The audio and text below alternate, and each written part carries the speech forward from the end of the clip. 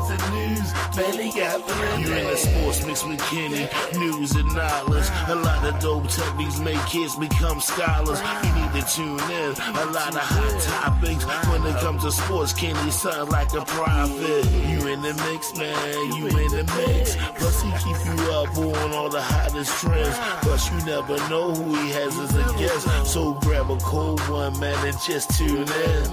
You in the mix, man. You in the mix. You in the mix. Sports mix. You in the mix. Rockin' with Kenny. When it comes to news, man, he got plenty. You in the mix, man. You in the mix. You in the mix. Sports mix. You in the mix. You rockin' with Kenny. When it comes to news, man, he got plenty.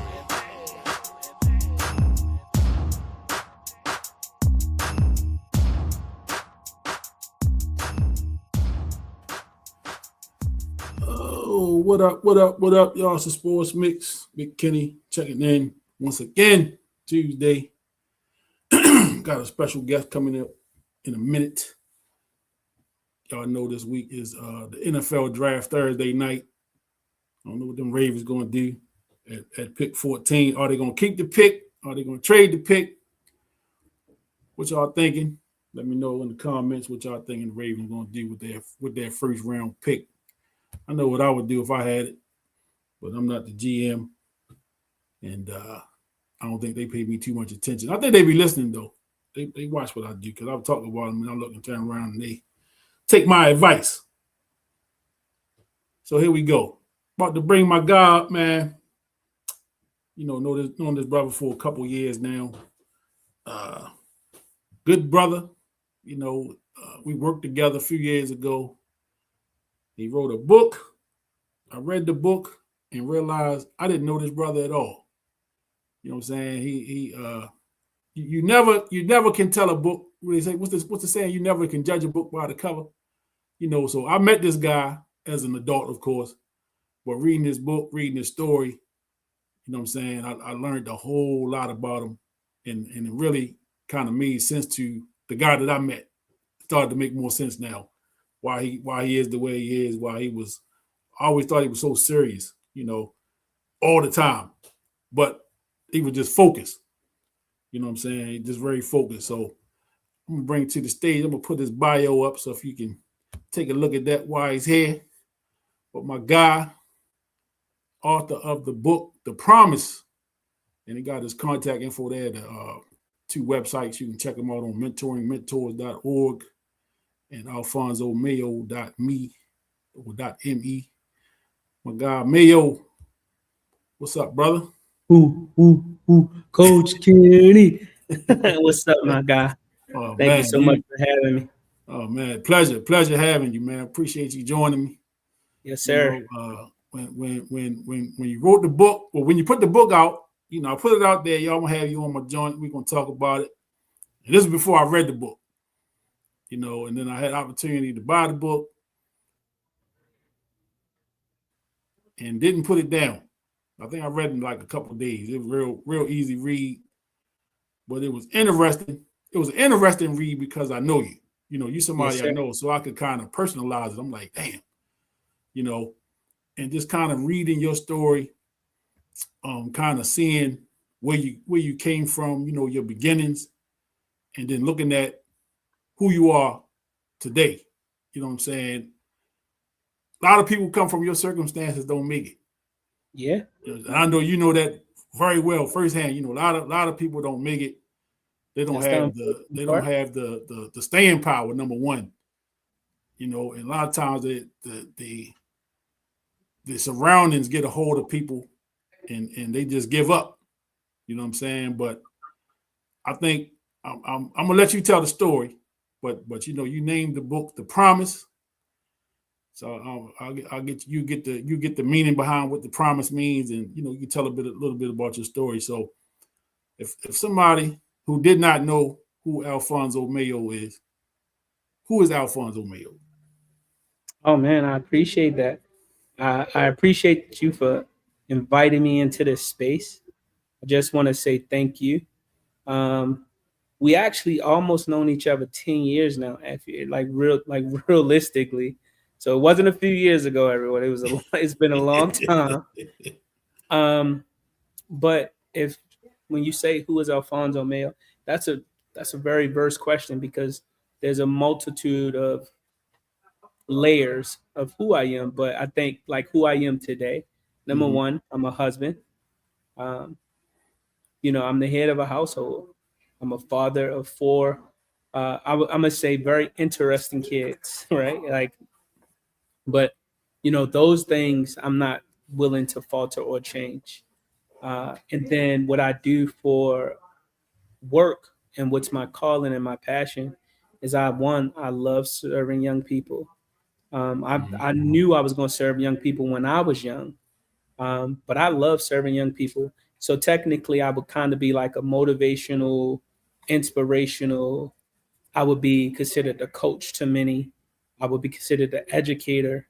It all depends on when I'm serving young people, but I always tell people I'm a servant leader, and a chief visionary officer. God gave me a vision to carry out, and Mhm. that's what I do, But more importantly, I'm a believer in God. I'm a husband. I'm a father, and I'm a youth advocate for sure. Strong youth advocate. As you can see, I'm on the campus of Towson University. I don't think that there's no other place I would rather be than on a college campus at 8 o'clock at night.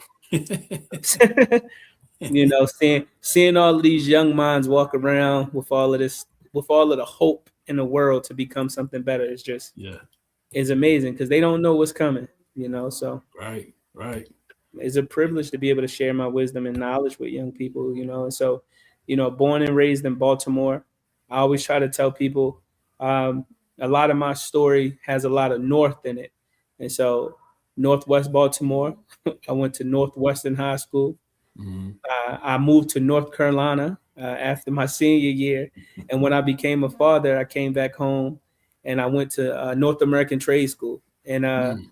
when none of that worked, I went north of Baltimore to Owens Mills to finish up with my degree. So it's a lot of going up north, to try to get to this point in my life, man. But Yeah. you know, I'm really just a humble servant, man, of God, like really like trying to fight generational curses, brother. Like real talk. Yeah. And again, so I guess it has been about 10 years. So Almost. yeah, it's time. Time is not waiting for none of us. Nah. And So it's been a long 10, time. 10 years is getting past you pretty quick. Yeah. You look up and it's going to be 20 years, and you're like, man, where did the time go? So let's go back to the beginning. So, and I don't want to give the whole story away, because we want people to buy the book, Yeah. so that they can read the book and kind of get the story. But your beginnings, right? Um, talk about your parents a little bit. So Yeah, let for me sure, before you man. do that, I'm gonna add my co-host to the show. Got it. Dino, what's up, brother? Yes, sir. Yes, sir. Yeah, got Little, my little, man little bit What's Mayo. up, technical Dean? difficulties. How you doing, my Are you man? here? Salute, my guy. Thank you for being here, brother. Yes, sir. Hey, technical. We all got the technicals. You know how it go. Yeah. So all right, Mayo, talk about your parents a little bit. Yeah, for sure, man. So, you know, it's what I consider humble beginnings. I Mm-hmm. think we all come from humble beginnings, but we're not defined by them. And so, I had the privilege of being born to uh, two addicts. Mm-hmm. My mom, she was very, very young when she had me. My dad, he was in his late 20s. She was in her mid teens, 16, 17, something like that. But both of my parents was addicts. Um, I learned along the way. And if you read the story, you'll find out that, my parents, I really feel like I used to blame them for a lot. But as a parent myself, an adult, I realized that any parent that loses a child, we don't know how they're going to respond to that. And my parents were responding to that. They was trying to cope with that. And in the midst of trying to cope with that, my mom became pregnant with me. My mom used drugs every single day, alcohol, all hard drugs, crack cocaine. She drunk alcohol, and through it all, I still I that fetus refused to give up, and here I come born What back then we called them crack babies, and so I was essentially born a crack baby. And the hospital sitting here thinking like, what do we do with this baby? Like, do we give him to the state or do we stick with his mom? And I wound up sticking with my mom. And 6 months into my life, my mom abandoned me in a row home on Division Street. Um, and again, by the grace of God, man, some of the dealers who knew who my mom was also knew people in my family, because majority of my paternal, so my father family, they also was addicts, and they knew my mom, they knew my dad, and somebody had shared with my aunt what was happening, and my aunt and my uncle, they came and got me out that house, and I lived with my father's family. It's about 17 of us in a row home, square foot, about 960, um, and we talking about 4 generations deep, and so for me, man, those humble beginnings, it really did shape me, because in the beginning, I was everything like my family. My family was very violent. Majority of my family been to jail multiple times on multiple offenses, um, more so aggravated assault than anything else. Some might got things a little bit higher, a lot of drugs and things like that. And so I always try to tell people, when you grow up in a household where most of the people you see is fighting, you just think like, this is how we get along. Right? Because that's how people solve their issues. In my first day of school, Kenny, no joke, man, a kid walked up to me, introduced himself. I just punched him in his face, not because I thought he was going to hurt me or anything, but I just thought like that's how you interact with people. Right. And so like that was like my core belief, but I always try to tell people, even in circumstances as difficult as those, like God will always place somebody in your life that's opposite of everything that you can see. And for me, that was my grandmother. I really do believe that if my mom was to try to like raise me, we wouldn't be having this car right now. I'll be on somebody's shirt, or I'd probably be on somebody's wall or something weird.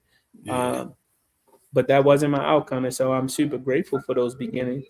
As much as it hurt me as a kid, like I said, as an adult now, and I can look back and say, my parents was, I can't say if they was trying or not, but God put me in a situation where I can go get the loving that I needed, and put me in a household where I was around people who were defeated, who was distracted, who battled addiction. And because I was able to see it, something clicked for me that didn't click for a lot of my family members, and even family members after me.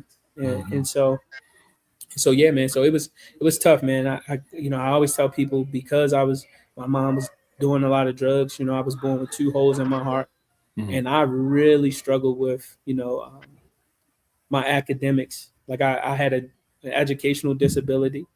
I couldn't read until 9th grade. It was a lot of stuff that came with the aftermath of that, but it was a lot of like, fighting to be better. And I think that's, why we're able to have this conversation today.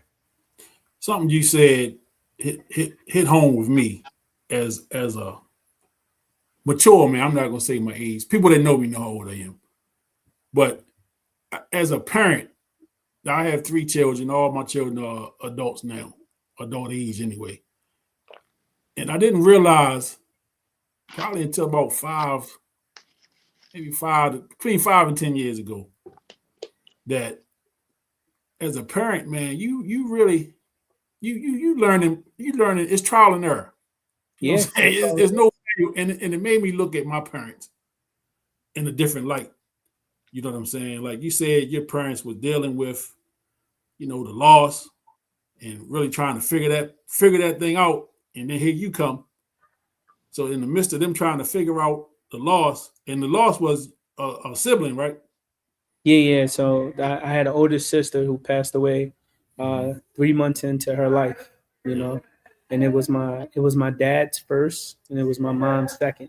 And mind you, my mom had me at 17, so she was already 3 kids in at the age of 17. You know what I'm saying? So and then on top of that, my oldest brother, like his dad took him from my mom So she was kind of really suffering two losses, right? Because his dad was older than her, and his dad was like, "Yo, I'm taking him," and he moved out of state.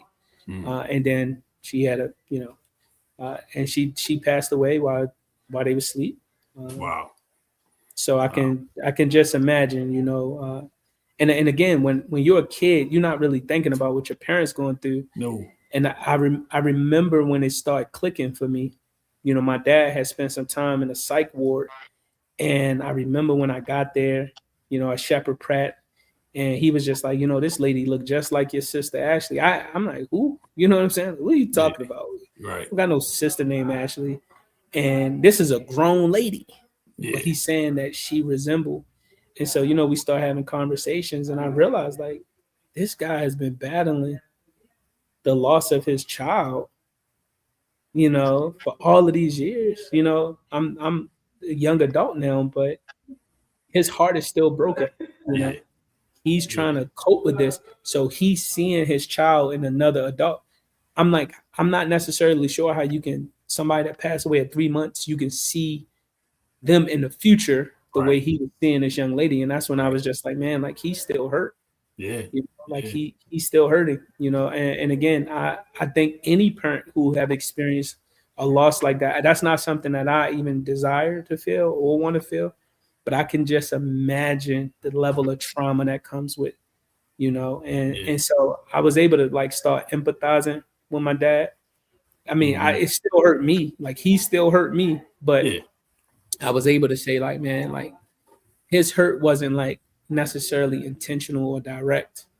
It was the byproduct of the loss of a child. And now my mom was a little bit different because she was absent, so it was different. Like most kids had their mom and not their dad.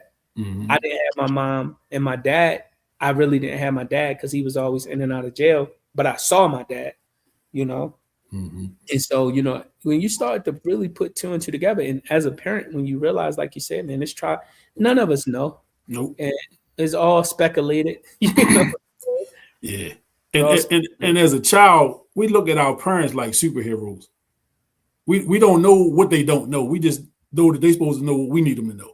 Yeah, for sure. And that they're supposed to be able to fix whatever we have that's broke. They're supposed to be able to fix it. Yeah. You know what I'm saying? And so, as a parent, something I figured out as a parent, my kids would never know when I was down. They would never know when I was struggling, when I was struggling getting these bills paid and keeping the lights on. You know what I'm saying? Because it's not their burden. Yeah. You know what I'm saying? It's not their burden to carry, man. And so, we realize, you go through life and you come to realization of things at certain points. You know what I'm saying? So whenever you found that point where you kind of realize, hey, my parents were struggling, and you give them some grace. Again, you went through what you went through, and you felt the pain that you felt. But then there's a point where you come to, you're like, okay, now I kind of understand why they may have been the way they were, or why they did some of the things they did. You know what I'm saying? Yeah. And then now you got to kind of trying to fix yourself in that. Yeah. But ultimately, man, I really do believe this. And I think if people are listening, they take nothing from this message, I will hope that they understand that we all have a desire to want something. Like most kids want their mom and their dad. That's for sure. Like we all long for something. There's people right now, they want a particular career or a particular job or whatever the case may be. But whenever you do not get it, it's really just for your own protection. Yeah. Like that's all it is, man. Like I know it don't feel like that, but I know for a fact, just knowing, because I have other siblings who I've never seen, that my mom tried to raise. And now we don't have the same outcomes, not even close. Right. And so it's like at the end of the day, what my parents couldn't offer for me, my grandmother and my grandfather, they tried to substitute in the best way that they knew how. And there was a strong chemistry and love that I have, for my grandmother and eventually my grandfather. But I knew like I had to do something totally different in order not to be like the thing that I was a part of, my entire life. And you really don't even know that you're a part of it. Yeah. You really don't. but it really started to click for me. And again, I'm not even sure if this is in the book. Maybe it is, maybe it's not, but because I don't remember writing about this. But it was one incident, man, because the police was at my house probably every, like, out of 7 days, maybe 4 or 5 days out the week, like legitly. You know what I mean? It was bad. Now to the point I get PTSD, you know, like if they stop by my house for whatever reason, it just don't feel good. But I remember one time I was fighting my older cousin Andre, and I had blacked his eye, man, and we was going at it. Even when the police was there, I still was fighting him. And my aunt Lita, she looked at me. She said something cold. She said something that even still, man, as she looked at me, she was like, "Yeah, he gonna be just like us." And when she said that, I was like, "What?"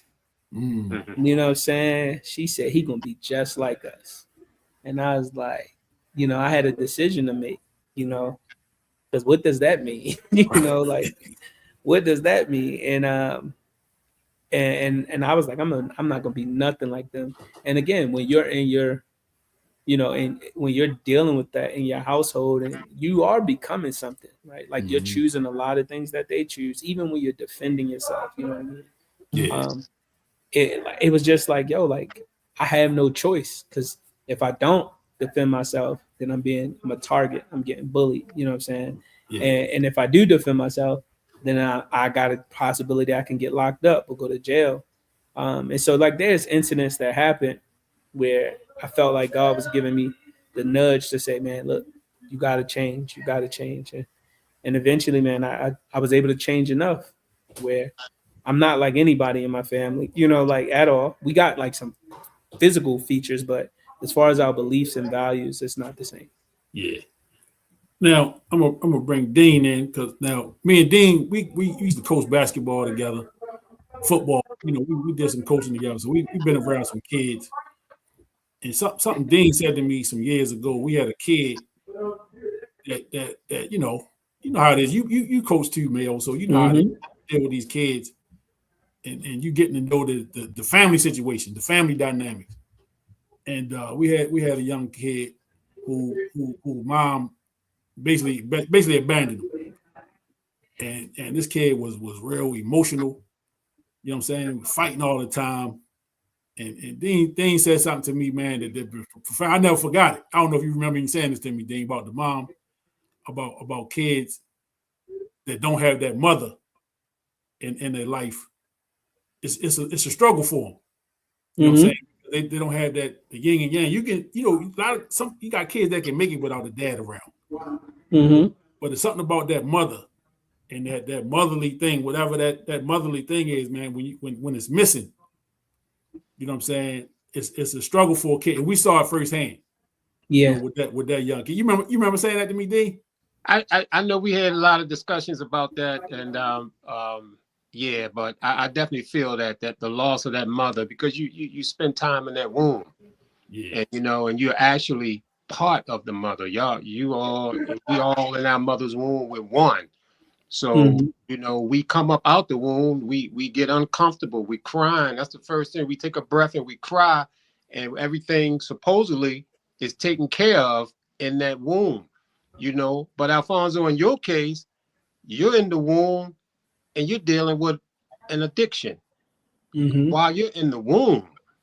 Man, I just can't even imagine a baby coming out already dealing with an addiction, and still, you know, when we're born, at least in my case, I felt like when I was born, before I even understood the concept of God, my parents were my God.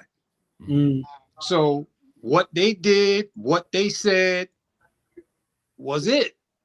It was it. And here you are coming out addicted to crack or whatever it was, and now you're in the environment of your mom and your dad and your surroundings. And we know that environment shapes what's in the environment. You take a glass of water and you put it in an environment that's below 32 degrees Fahrenheit, that water is going to freeze. If you put it in an environment that's 212 degrees or higher, it's going to turn to steam. So environment shapes us. For you to come through what you've come through, that environment, I mean, it's really amazing, man. It's really amazing. And I know you say it clicked. Well, whatever it was that clicked for you, man, that's something you got to keep to your heart, man, because I would say 9 out of 10 don't come through that. Yeah, I'm with you. I would agree. I probably would say 9.7. Yes. 9.7. Honestly, man, and it's so tough, you know, because when people would say like, "How did you like what's different about you?" And I tell them all the time, it's not really nothing different about me. It's just the choices that I made, right? Like we all can either choose to do the things that we see that we know don't work, or we can choose to do something different. That's it. It's not nothing different. Don't get me twisted, man. I was an angry kid. I was the kid that teachers hated. Like, yo, get him out of here. You know what I mean? I know I was. I was the kid that couldn't read. I was the kid where I fought almost every day. You know what I mean? I was showing up to school to get suspended, come home, go back to school, get suspended the same day. You see what I'm saying? So I was that kid. I didn't understand then like my environment was dictating my behaviors. I really didn't understand. But as I started to see clearly the results, like, wait a minute, you guys can't do this because you made this choice. Wait a minute, okay. All right, well, cool. You're limited to this because you went to jail. Okay, cool. Wait a minute. Oh man, your personality shifts when you drink. You're not like who you desire to be. Okay, cool. You're stealing from your family member because you're trying to get high. Like, you see what I'm saying? I was looking at the outcomes like, wait a minute. These are adding up to this, and this is always going to be the same if I don't do something like different. You know, and I'm gonna be honest, like a lot of people don't understand. But for me, I knew that school would at least provide that platform. You know what I'm saying? I knew it would at least give me an opportunity to do something different because nobody in my family, we never even talked about school. Right. You know what I'm saying? Like we never even talked about Yeah. school. And it's not like I had ever seen my mom to be able to talk to my mom or whatever the case may be. And I will say, like the kids that grow up without their mom, it does. It doesn't allow you to learn certain empathetic skills, right? Because a part of what your mom does is nurture you. And in that embracement, you start to become more empathetic, right? Whether to her emotions or whatever, but you do. When you don't get that, like it's kind of, you become like cold hearted, kind of like, yo, like I need to make it for myself.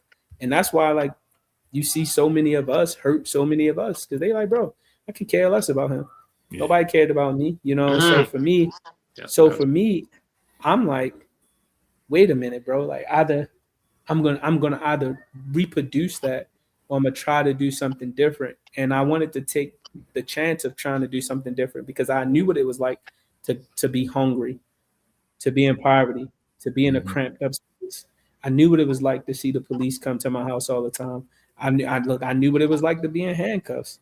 You know, I knew what it was like. I knew what it was like to almost, you know, take somebody's life. I knew what those things felt like, and I was like, I don't want that for me, you know, and I didn't want it for my future, and so I just said, you know, I got to really figure the school thing out.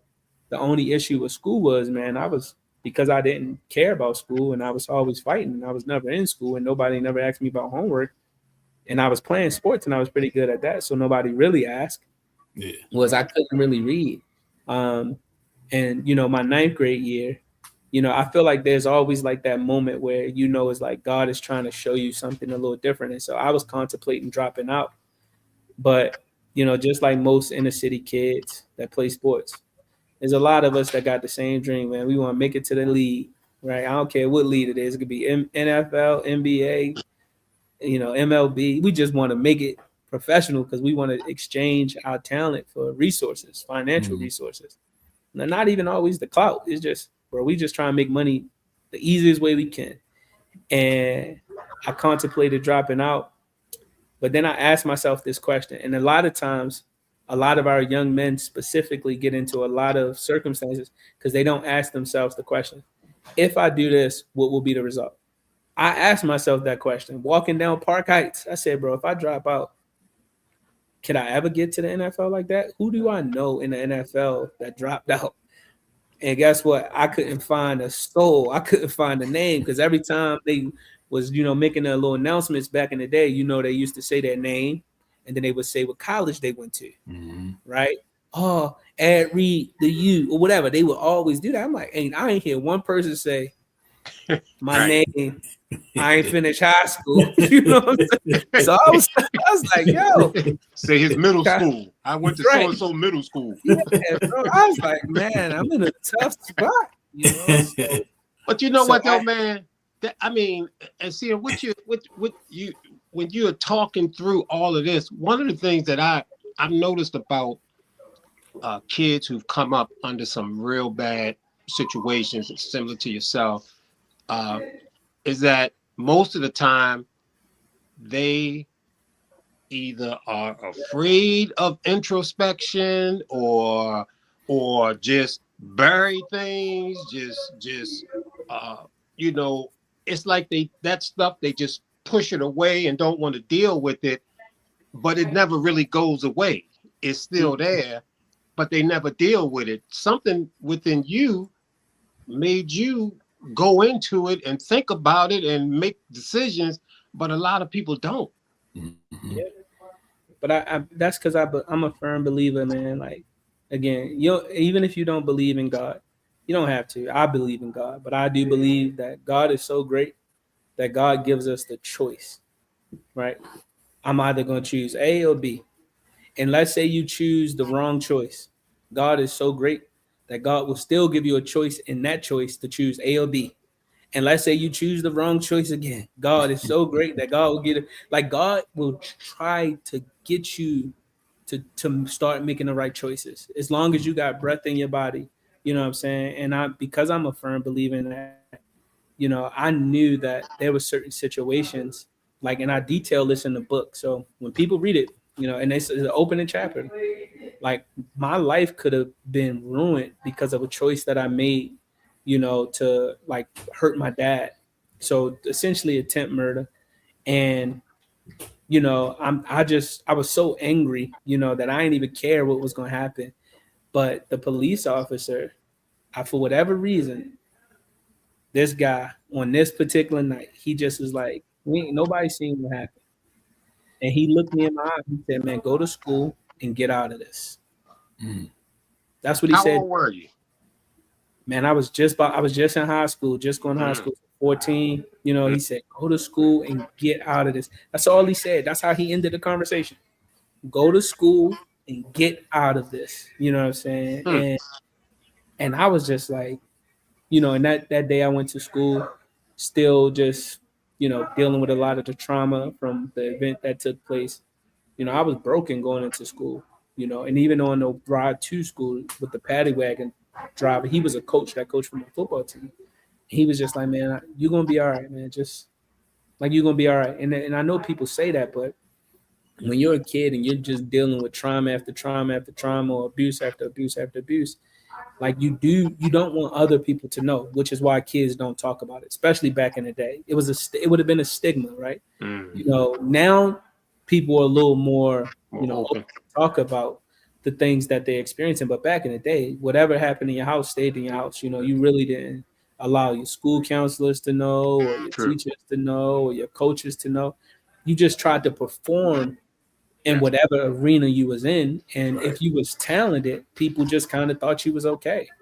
Meanwhile, you trying to cope in whatever way possible. And, a lot of kids, they will cope with something negative. You know what I mean? Thank God I had sports. So I would cope on the field.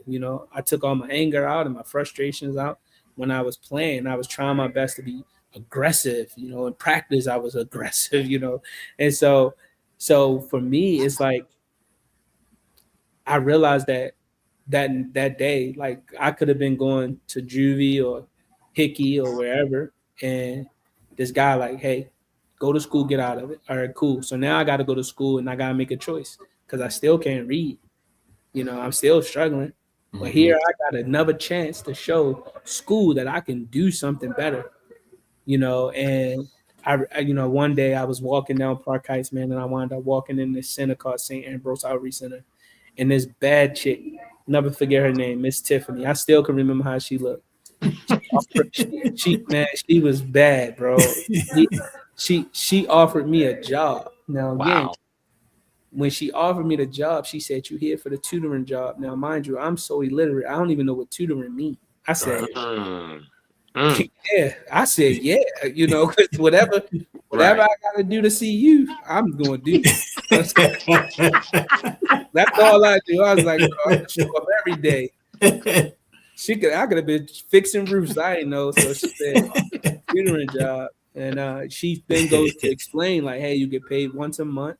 You're gonna be working with first and second graders, man. And working with those first and second graders, I wound up learning the language of reading from them.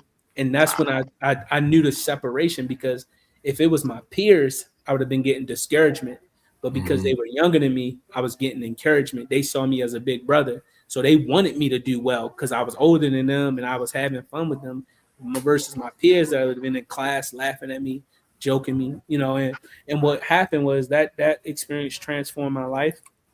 I started taking reading serious. I would practice almost all the time, no different than how you would show up for sports, man. And I wound up graduating in the top 10% of my class from high school. And, I knew that experience right there was like the major factor, and me taking my education serious. And so I'm a real believer that, I'm not saying that school is for everybody. But what I am saying is give yourself a chance, because this is the only, the same thing I tell my son. School is like practice for life. In practice, that's where you make your mistakes. Ain't nobody gonna give you a chance. If like the kids that's here on this campus today, when they messing up, you know what we all gonna say? Man, they just college kids. No, they're young adults, but we're gonna give them a chance to keep making mistakes so they can figure it out. And the further they try to educate themselves, the more we're gonna allow them to mess up. It's the moment when they say, I want to be a part of this world, that people gonna be like, nah, you should know better. When in reality, you don't. So for me, I wanted to really start investing into my education. And then what I also noticed that's super important, when I left Baltimore, my freshman year, and went to North Carolina, I did not realize the level of trauma that I was facing, because when I was on campus, I was around other Black people who were nice, wanted to pay for things. And I was like, bro, what you gay? Like I'm stopping up, like, bro, what are you doing? What you trying to set me up? Like I had such mentality where the Southern hospitality, I was trying to reject it. Yeah. And that was the first time in my life that I realized, like, yo, why am I responding like this? It was out of how, a trauma response. And so when I came back home and just sitting in my house, I on my first break, I came home, sat on the couch, and I could just hear all of the noise and the chaos. And it sounded like every 2 minutes I was hearing an ambulance go up and down Cold Spring. I was like, bro, what? What? Like, how can you drive like this? And yeah, man. So education really, man, helped me out big time. So let's go back, because I don't want to miss this. So you talked about your belief in God, and how you understand. We all have discernment and we have choices. You can go right or left. In every decision, there's a right or wrong way to go, and there's a fork in the road at every decision, right? So for people that's watching, don't miss this, because you said you walked into the St. Ambrose Center? St. Ambrose Outreach Center. So you just walked in there, just kind of walking in. You went in there with no intention. No, well, I was walking down the street and I was contemplating dropping out. And again, I was like, well, how am I going to play football if I drop out? And as I was walking down, it was just a building there. I couldn't even read the name at the time, but something was like, go in that door. That's what I'm saying. And so I was like, oh, let me go in. It was open. I went in. I just always would hear like that voice, and I'm like, it's strong enough to make me make a move. Yeah. So I just went in, and Miss Tiffany was the angel that I needed. You know what I mean?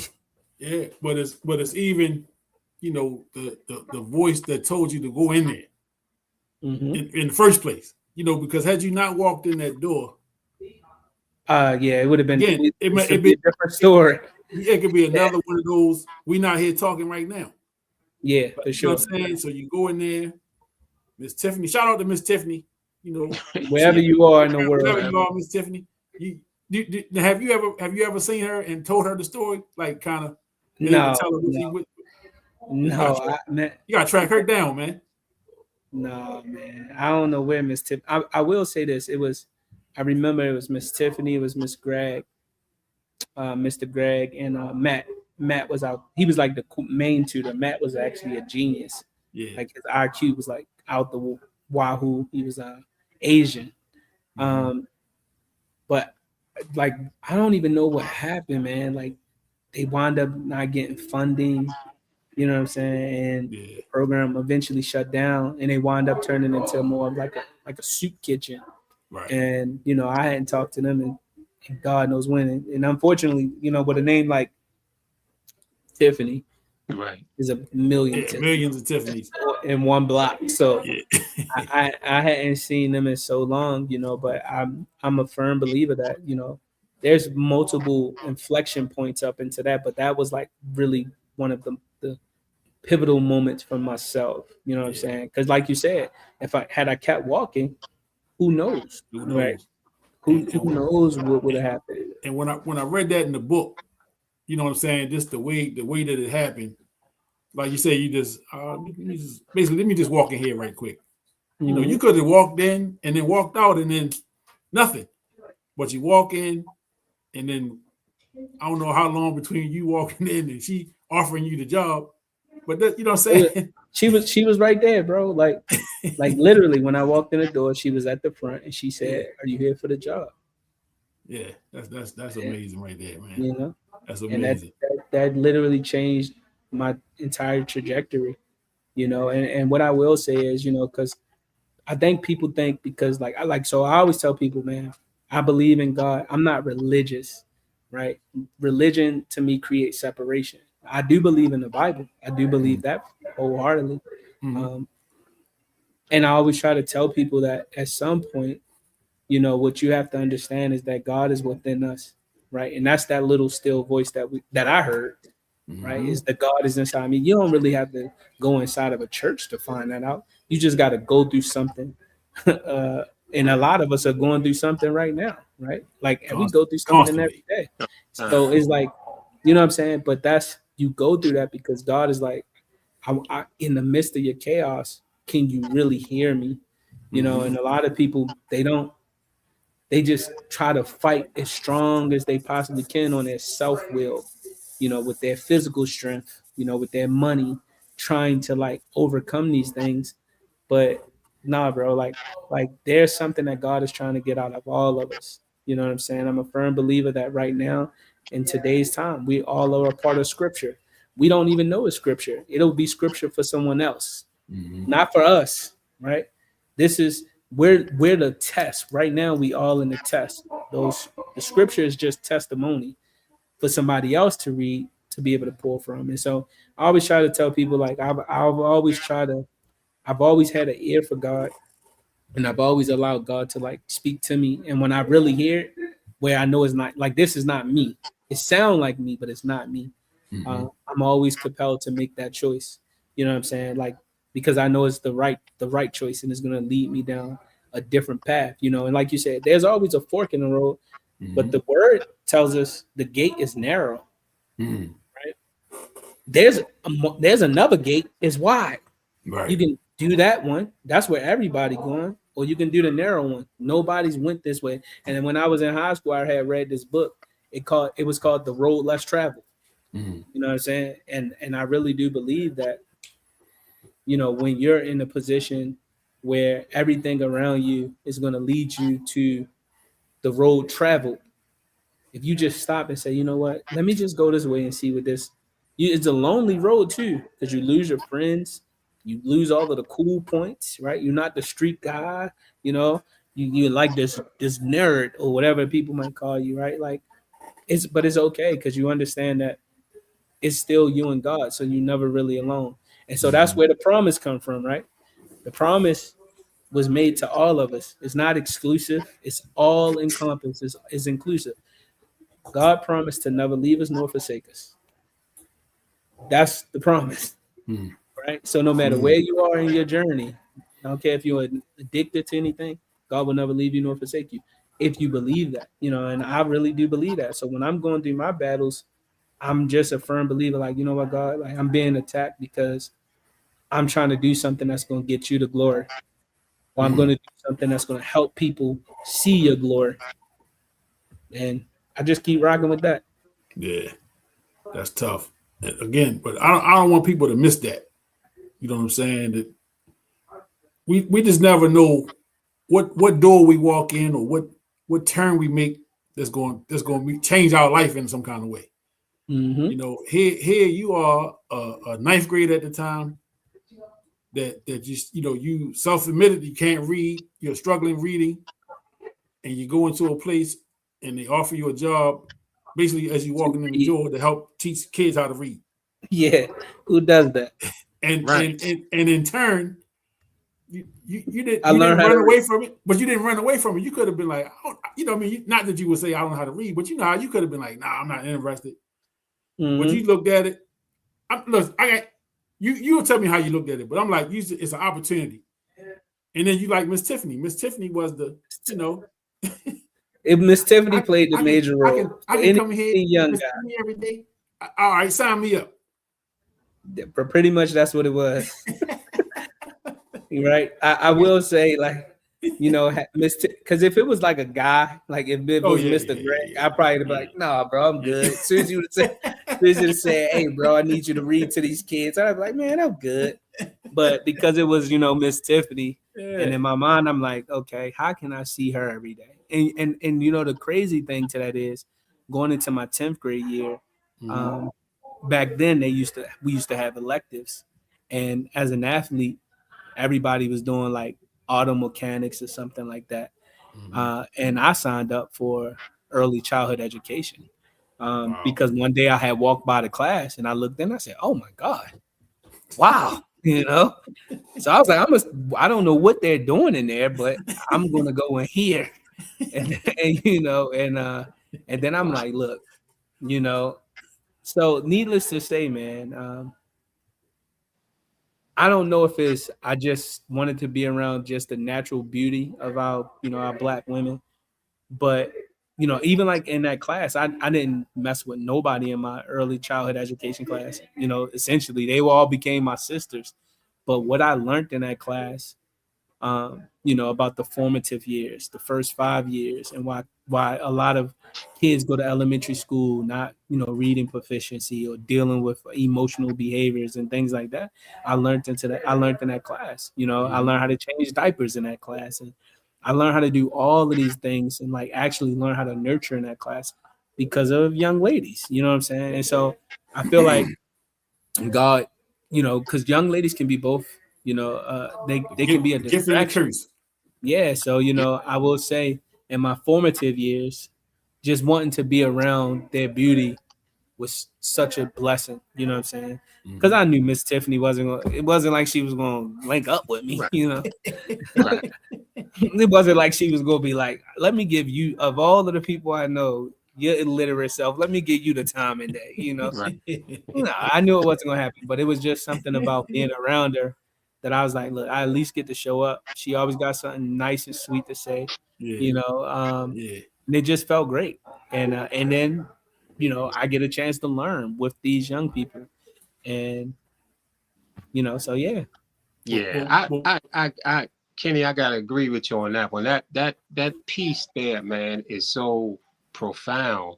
How that happened, and I mean, just to the fact that you were, come and get this. You get this job of tutoring.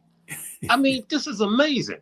Yeah, of tutoring. Of all the things on the planet, the job was tutoring, and you bravely say yeah, You got Miss Tiffany there, her beauty, her presence, drawing you in, and you deal with these kids, and you're actually learning from them. You actually develop a comfortability with them that you know Mhm. you would not have with your peers, because they might be joking you, and you know, you're afraid to let them know your weaknesses and things like that. I mean, man, truly, man, this is like amazing. And then for you to go into the subject matter in high school that you went into, I mean, it's stuff like this just don't happen, man. Just out the blue, you Right. know. I Right. mean, that piece there, man, is something that really requires some deep diving from you to get into, to see how all those dominoes fell at that moment.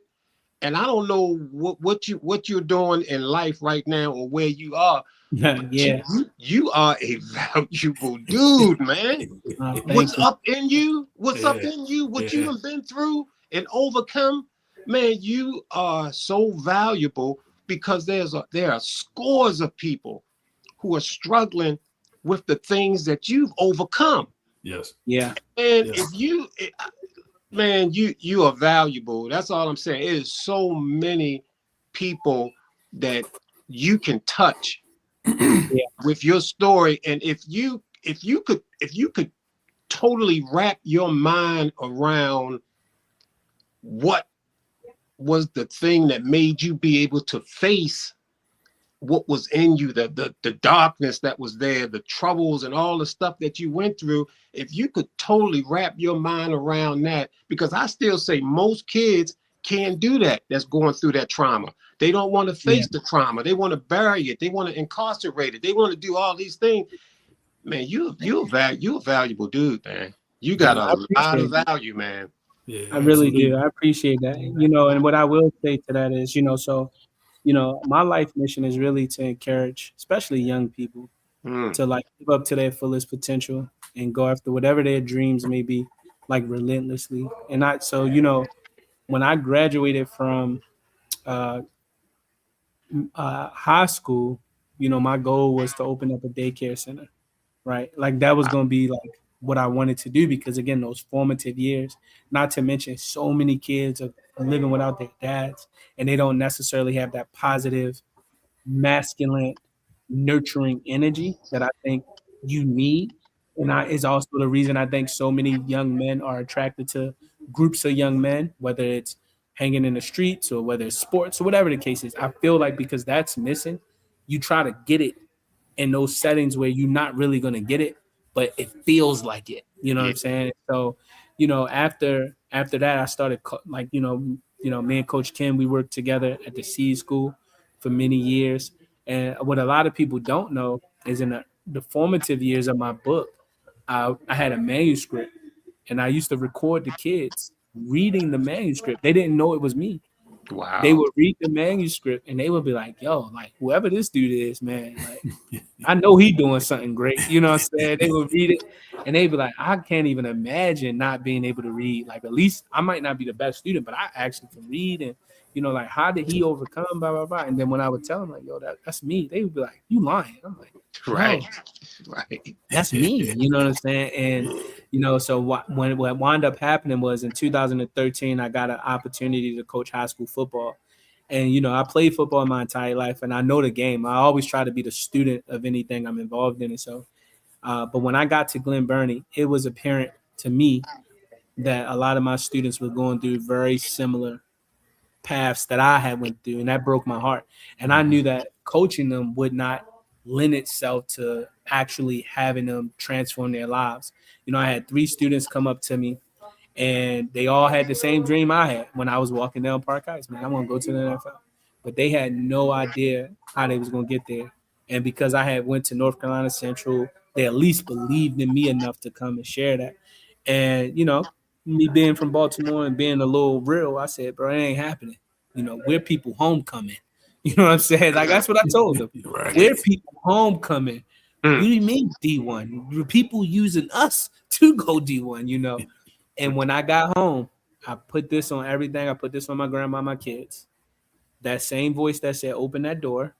I'm not even joking. He said, go back and tell those kids if they stick with you, they'll make it. I said, I'm not going to practice and saying that. I'm literally talking to myself. Yeah. I said, I'm not going to practice and saying that. Yeah. And I went back to practice. I said, look, I don't know what this means, fellas, but if you stick with me, you'll make it. Mm. And I wound up going home and I started thinking through strategies. If I went through Glen Burnie and we lost 60 games in the last 6 years, what would I do to make it D1? And I started devising this plan for them guys to go play JUCO and where they should go play JUCO, because I played against somebody named Shaky Smithson. Mm-hmm. He wound up going to a school called like LA College or something like that, and they was getting thrashed, but he wound up going to like Utah, yeah. Great things. Yeah. So I went to them and I was like, yo, if I'm you, I would, reinvent myself this way. Two of the kids, well, one kid took my advice immediately, and he's been in the NFL for the last 7 years. Wow. 7 years. Wow. The second one, he reminded me a lot of me. He was like angry all the time. He wound up going D2, but then when he got into some trouble, I said, let's revisit that plan. He wound up going to LA Pierce and wound up getting 33 Division I offers. And the most talent out of the group, he just was like, I ain't listening to nothing. And he wound up having the worst results. And so I was like, you know what? If I can help these kids, then I can help any kids. Right. And, so that's all I've been doing for, my professional life, is helping young people. And so I started mentoring mentors, really with the mission to really like change the trajectory of young people's life. But over that time, we realized that positive peer pressure really lends itself to long-term academic outcomes and behavioral outcomes. And so now what we do is we train young people to serve young people. Really, we teach them how to be better students. We encourage them to be better students. We give them a bunch of different exposure, because environment matter, which is why being exposed to other things also matter, because it helps open up their minds. And then essentially we have a really high emphasis on, academic performance, college readiness, and things like that. And so I've been doing that, man. And it's been an uphill battle, especially here in Baltimore, but what I always try to tell people, if you go look at our results, students who stick with us for 4 more years all graduate high school on time, and we have 100% graduation rate, 100% college acceptance rate.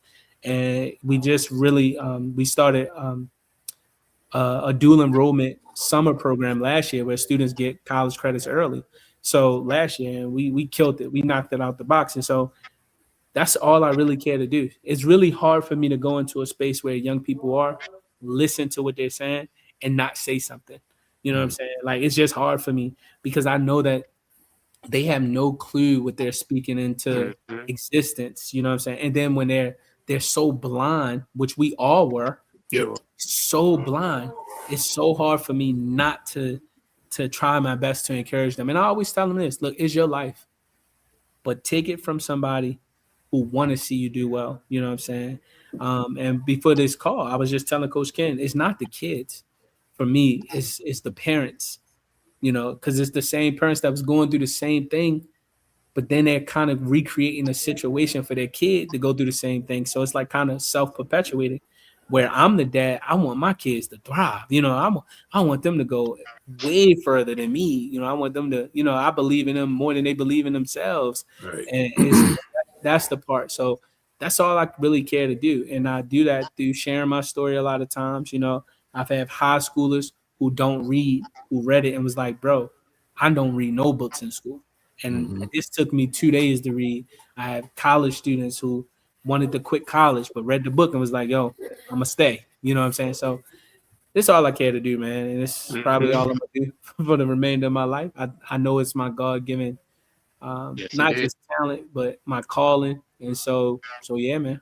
Yeah. And again, man, like I met you after you had overcome, your growth period, growing up. So when I met you, I didn't have a clue. And then, the work situation didn't really allow us time to really talk. You know what I'm saying? Sure. So we didn't really have time. We knew each other, but we didn't. You know what I'm saying? And then I think the good thing from my perspective is that through social media, we was able to keep in touch. You know what I'm saying? We was able to kind of keep in touch and kind of see. So I'm always watching what you was doing. You was always posting about your your program. And I remember, the few conversations I remember having with you at Seed, again, Mayo was always very focused. You know what I'm saying? Like, if you walk through his floor at night, he was writing, he was doing something. If you come through my floor, I'm looking at Netflix. You know what I'm saying? I'm trying to stay woke. I might be taking a nap. You know what I'm saying? But Mayo was always focused. You know what I'm saying? Always kind of locked in. And you know, again, at that point, I don't know what you locked in on. I just knew you was focused and you was working on something. You know what I'm saying? And you shared some things that you were doing, but not a lot.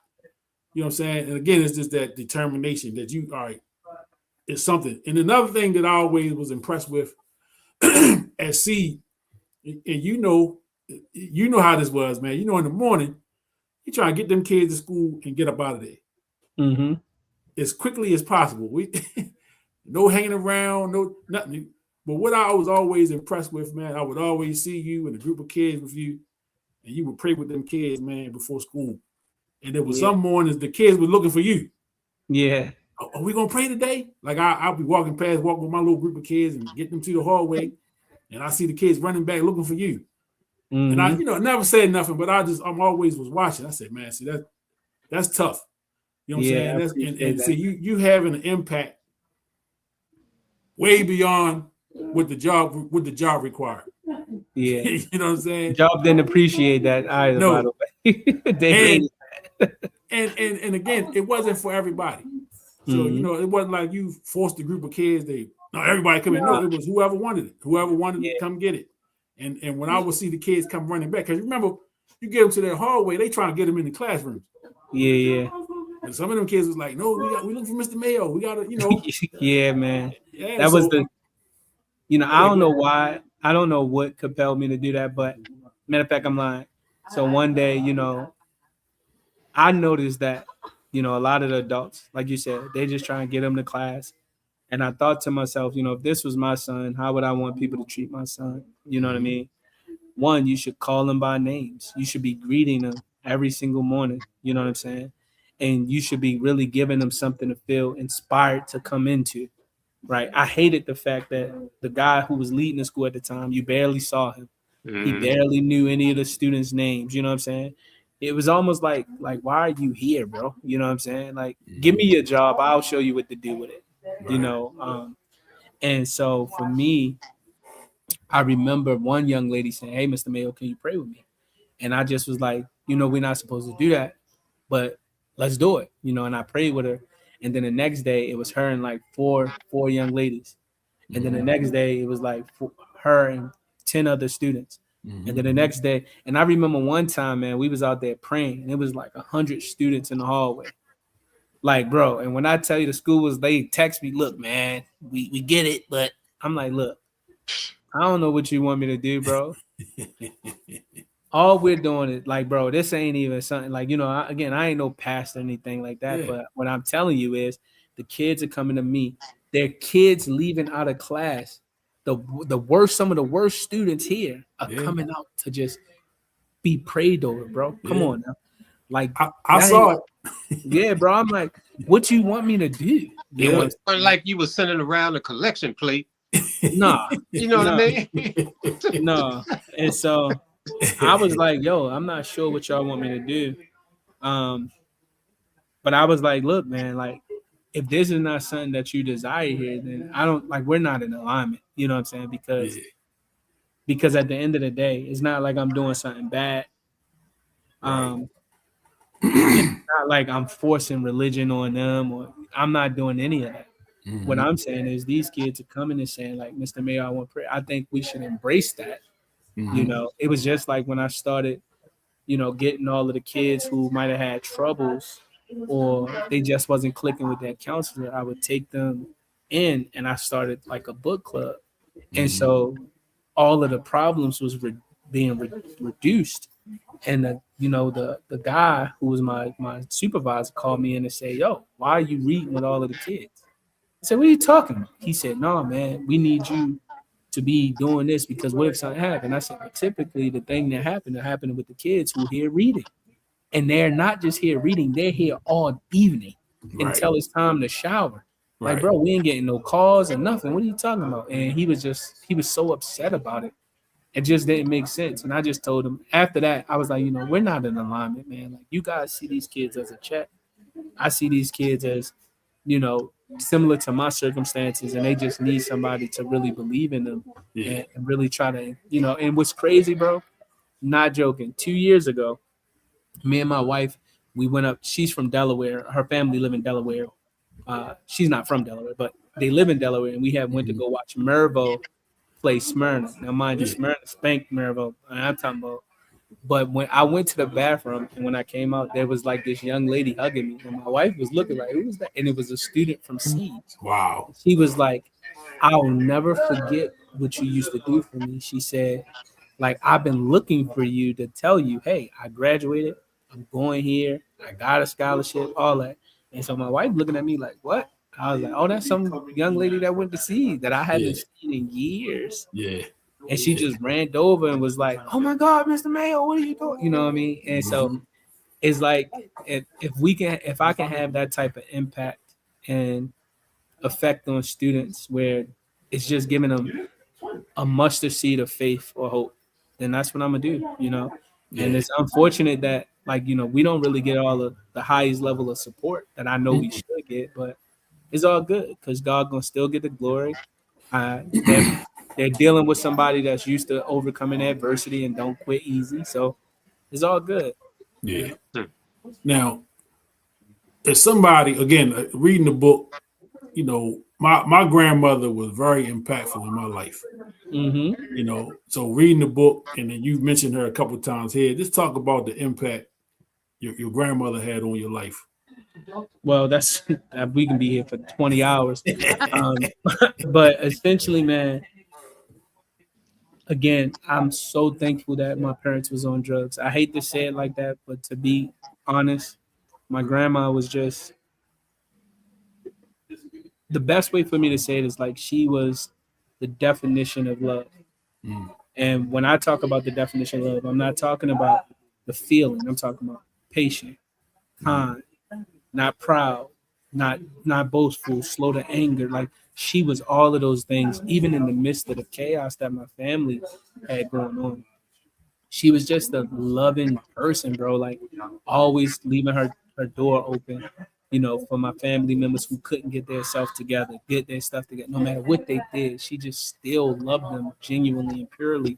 And I used to hate it, but she was just a phenomenal, just human being. And I remember when I was young and I had brought my first report home that was good. And she was smiling and she was almost in tears. And I was like, yo, if I can give her this feeling over and over and over again, I will. You know what I'm saying? And so essentially, I've been spending my adulthood trying to make sure that the feeling that I gave her, I want to continue to give her, but more from like the spiritual side. You know what I'm saying? Because she's not physically here with us. And so she was just an amazing person, bro. What was your grandmother's name? Gloria Mayo. Gloria Mayo. Yeah, Gloria Mayo. So again, we don't know how we know that, like you said, you're not religious, but you believe in God. Right? And if you believe in God, the steps are ordered. Everything is preordained. You know what I'm saying? Through God's will, God's word. Everything that happened to you, everything that happened to all of us is supposed to happen. Yeah. You know what I mean? The story is already written. We just flipping the pages. You know what I'm saying? In the book of Alphonso Mayo, the book of Kenny Wilkes, the book of Dean Randolph, we just flipping the pages. The story's already been written. You know what I'm saying? And again, when somebody, many people that would have had to walk in your shoes would have fell off years ago. You know what I'm saying? Would have never made it probably past high school. You know what I'm saying? Without some major thing happening to them. And again, I don't take for granted. Again, because when I read it in the book, again, man, the book is very well written. It's an easy read for somebody that's, you know what I mean? For people that are not readers. Yeah. And that's what I wrote it for. Read. Yeah, it's a very easy read. For young people to be able to pick it up. Right. Because I'm telling you, I think I read it in like 2 days. 2, maybe 3 days tops. You know what I'm saying? Because again, I'm reading it, and this is a funny thing. I don't know if everybody else do this. If I'm reading something from somebody I know, I'm reading it in your voice. So I can basically hear you. I can hear you telling the story as I'm reading it, right?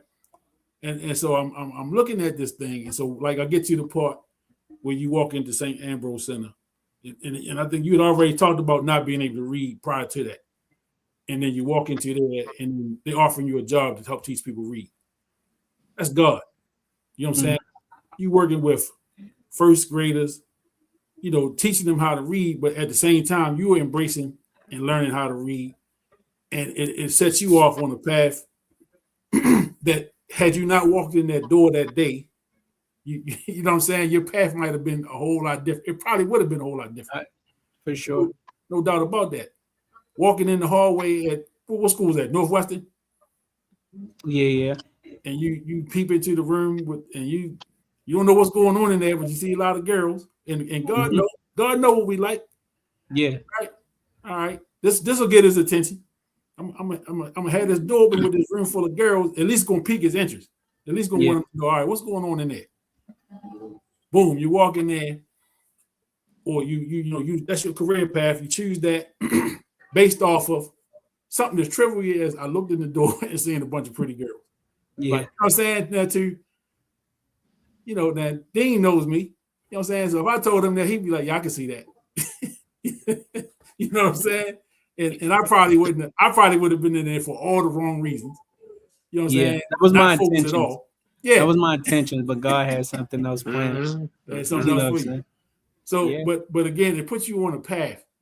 You know what I'm saying? It puts you on a path, man. And for those that's watching, you know, please go to you can go with the Amazon to what's the other ones? Any way you can get a copy of a book, you can get the book. Go get the book. That's because that's the main thing. Getting a book, and trust me, I wrote that book with young people in mind, especially young people who struggle with reading. It's such an easy read. It's not like I'm using, a bunch of big words or anything like that. I'm using like everyday language. Yes. Very easy. So that you can feel what I've experienced, and one of the things I said in the book is, don't feel sorry. Like, it's okay to cry. It's okay to cheer. It's okay to champion, but don't feel sorry. Because like you said, this is not my story. I just happen to have the privilege to live it out. Yeah. Sometimes, especially back in the day, it didn't always feel good. But I even put in it, nothing bad has ever happened to me. Everything has happened for me. And I'm still on this journey because I'm still living, right? So there's nothing that's ever going to be perfect, but you take those experiences and God give you those experiences, not for yourself, but for the people who you're going to impact. You know what I mean? And you never know who you're going to impact. And so, to go get the book, man. I would say, like I said, Amazon, Barnes and Noble, whatever, Goodreads, you can find the book almost anywhere you type in it. So the book is called The Promise. What made you title it The Promise? Because that's something God gives us all equally. Simple as that. It's as simple as that. It's something that God, no matter which your race, your color, your sex, none of that matters. God promised us all that God would never leave us nor forsake us. And because of that, that was one of the main reasons. But the second reason to that, right? Because there's two reasons. So that's the spiritual reason. The earthly reason is, unfortunately, when I came back from college, my grandma had felt ill. She had Alzheimer's and cancer. And in doing that transition, I was a care provider. Essentially, I was still young. I was a young dad and I was a young care provider. And my grandma had forgot almost everything, right? But her name, our address, her children's name.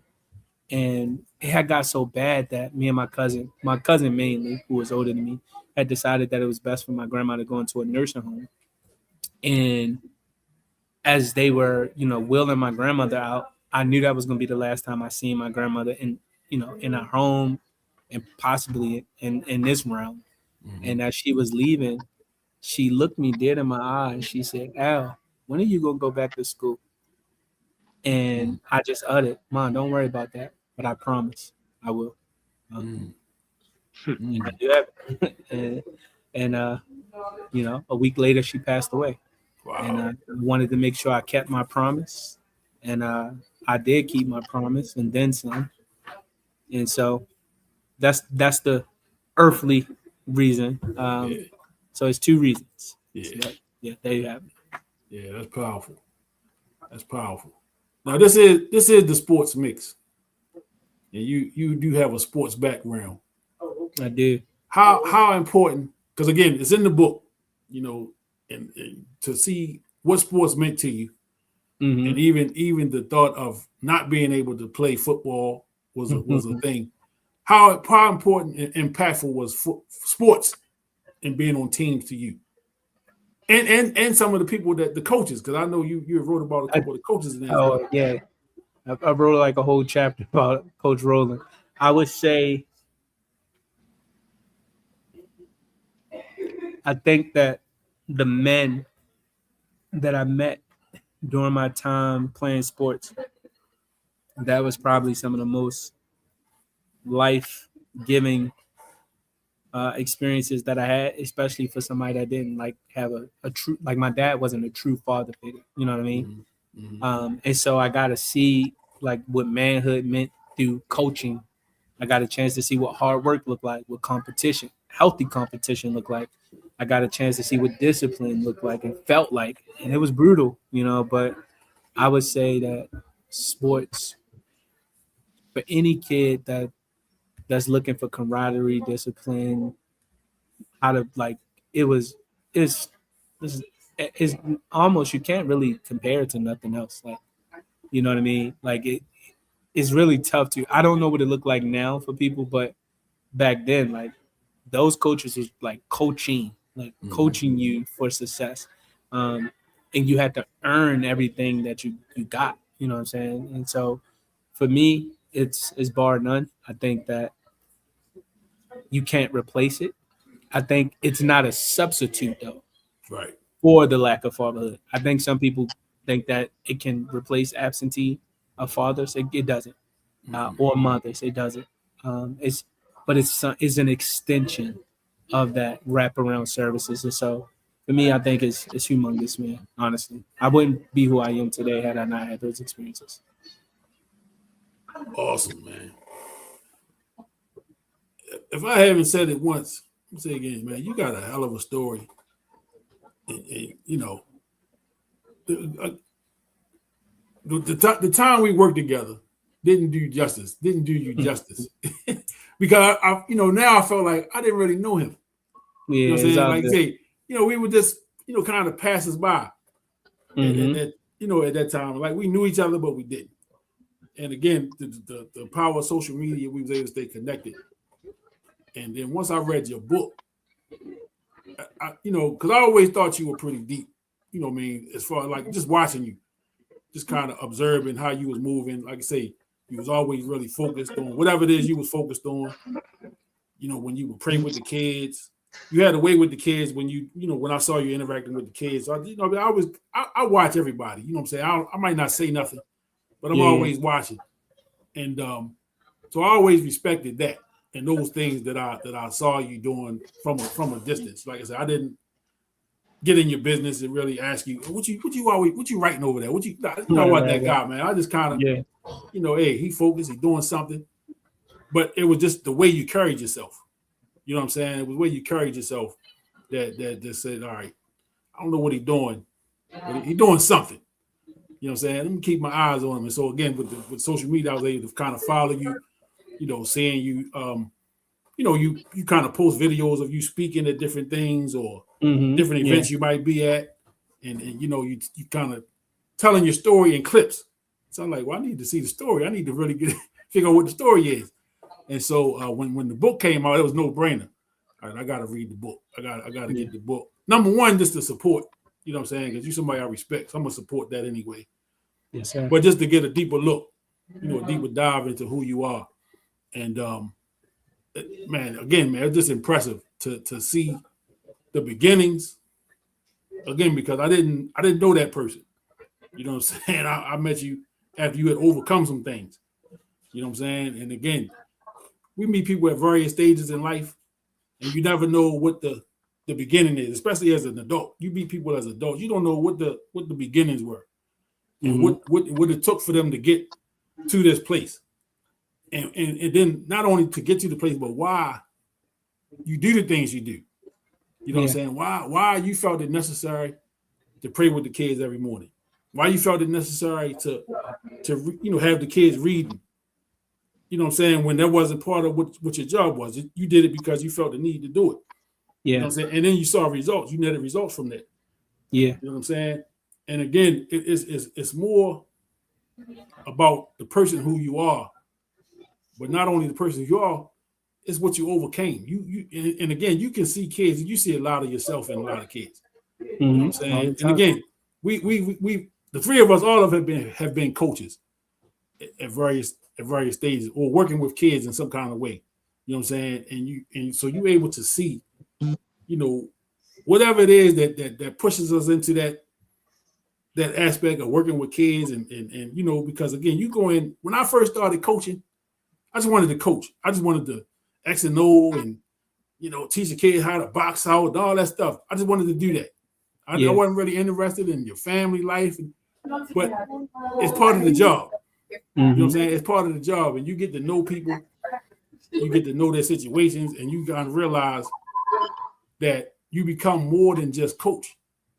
You know what I'm saying? You become more than coach, man. We were feeding kids. We helping them get clothes in some instances. We kind of helping them, helping families out. Families confide in you with different things, and you know what I'm saying? I'm like, damn, I ain't really signed up for this, but you know what I'm saying? So this, and then it says something about who you are. When they trust you enough, when they going through, because when we go through stuff, man, again, we like to close the door. We don't want nobody to know that we going through stuff, when we struggling. We got this issue or that issue. And I'm telling you, man, this is for me personally, a lot of doors, a lot of people will come to me because they trusted me and would let me know, hey, I was gonna pull them off the team because I got X, Y, and Z going on. But because of you, you know what I'm saying? Or that, hey coach, I don't have the money. You know what I mean? Listen, don't worry about the money. You know what I'm saying? Because I see the value in having him around, and we'll work the money out. You know what I'm saying? The kid is bigger than the money. And I think though it's just something in the person. And again, you talk about God, and God got his hand on us all.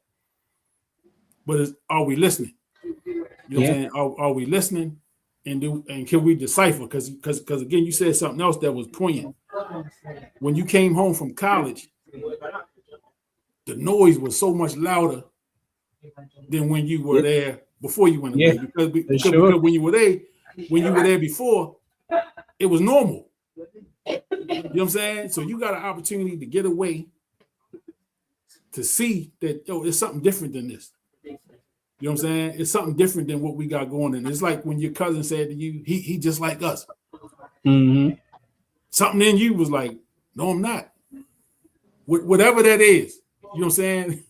Whatever that is that you said, nah, hell no. Nah. No, yeah. Nah. Yeah.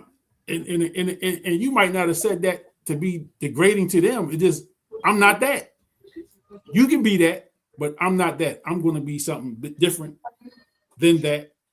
And I'm going to show y'all that I'm going to be that. You know what I'm saying? It's a hell of a story, bro. You know what I'm saying? I appreciate it, bro. You got a hell of a story, man. And whatever we can do to help your movement, you know what I'm saying? Just call me, reach out, because I'm all about positive. You know I appreciate that, bro. If it's something positive, if I can help in any way, I ain't rich. You know what I'm saying? So I can't write you that $10,000 check. You know what I'm saying? But hey, if I can spread the word, if I can, I was gonna say, but all you gotta do is doing what you're doing now, man. I think sometimes people think that they gotta do that. Like, you don't. You just because the way that I look at it, again, is still very biblical. You know, if a person could give 1,000,000 but only gave 1,000 versus a person who can only give, you know, they only got $200 but they gave you 100. You know what I'm saying? I look at the purity in that. You know what I'm saying? And so it's not necessarily all about the finances. Sometimes it's just using your platform, using your voice, and then, you know, making a call to action to other people to say, hey, look, we got something great here. Let's keep it here. You know, I will say Baltimore within itself, it makes it very challenging. Sometimes I'm like, God, am I supposed to be doing this here? Or should I be taking this somewhere else? I do know that it's for the young people here, and the young people know this is why I can walk in any school and I can drive certain results. Because again, it's not I'm not making nothing up, right? I'm not making nothing up. They can feel it, you know what I mean? And I think that alone, it speaks value. Like I'm not looking for any clout or anything like that. I don't care if people ever know. I just know what God told me to do, and that's what I'm trying to do. And so, one way people can support, you know, a lot of times people want something for something. Go buy the book. Yeah. Support in that way. You know what I'm saying? There you go. It's a good read. Like you said, it's 2 to 3 days. Most people they only read Facebook. Here's an opportunity for you to read a book, right? Where you can say, I've read a book, I'm connected to this, and I want to be able to share it. You know, and then for other people, I think what they have to understand is that number one, I think a lot of people just think like, oh man, you should be able to help all people. All people don't want the help, and that's okay. So we help a specific group of people. We partner with specific, you know, schools to try to help young people. And even in doing that, some young people just like they resist it, and we respect that, and I respect that. Like I said, my goal is whoever I'm in front of. At any time I'm in front of them, especially young people, one, I want them to see their fullest potential and go beyond it. And whatever goal or dream they have, I want them to try to achieve it. And in trying to do that, they'll learn along the way that it's not straight and narrow. There's a lot of peaks and valleys. And the thing that I thought might not happen the way that I thought, but I will become something better than if I just remain doing what my family showed me or doing what my neighborhood showed me or being the coolest guy in 21215 or wherever, you know what I'm saying? So as long as I can do that, man, I'm going to keep doing it. Yeah. You're doing a hell of a job. Doing a hell of a job, man. Wow. Any words, Dean, before we Yeah, I'll just say that, man, you're really impressive. I mean, even just down to your demeanor and the way you express yourself. I mean, it's so authentic. And you know, we are. The world is. I mean, the world is in so many falsities. Everything is false. They like fake eyelashes. They like fake butts. They like fake. You know, so when something authentic enters the room, it is so noticeable. And to me, that's what happens with you. That's why you can pray with a child. And before you know it, you're praying with 100 kids. You know, it's your presence of who you are. And that's a very, very powerful thing. And something that powerful, that gift that you have, the gift of presence, is something that needs to be with somebody that's respectful of that gift. That thing that you got, you can give that to somebody, man, and they could do some terrible things with it. You know, but you have it. Your demeanor, your calmness, what you've been through has prepared you not to abuse it in any kind of way. And I wonder throughout your journey, have you dealt with, because see that gift you got, bro, that thing will have people envying you.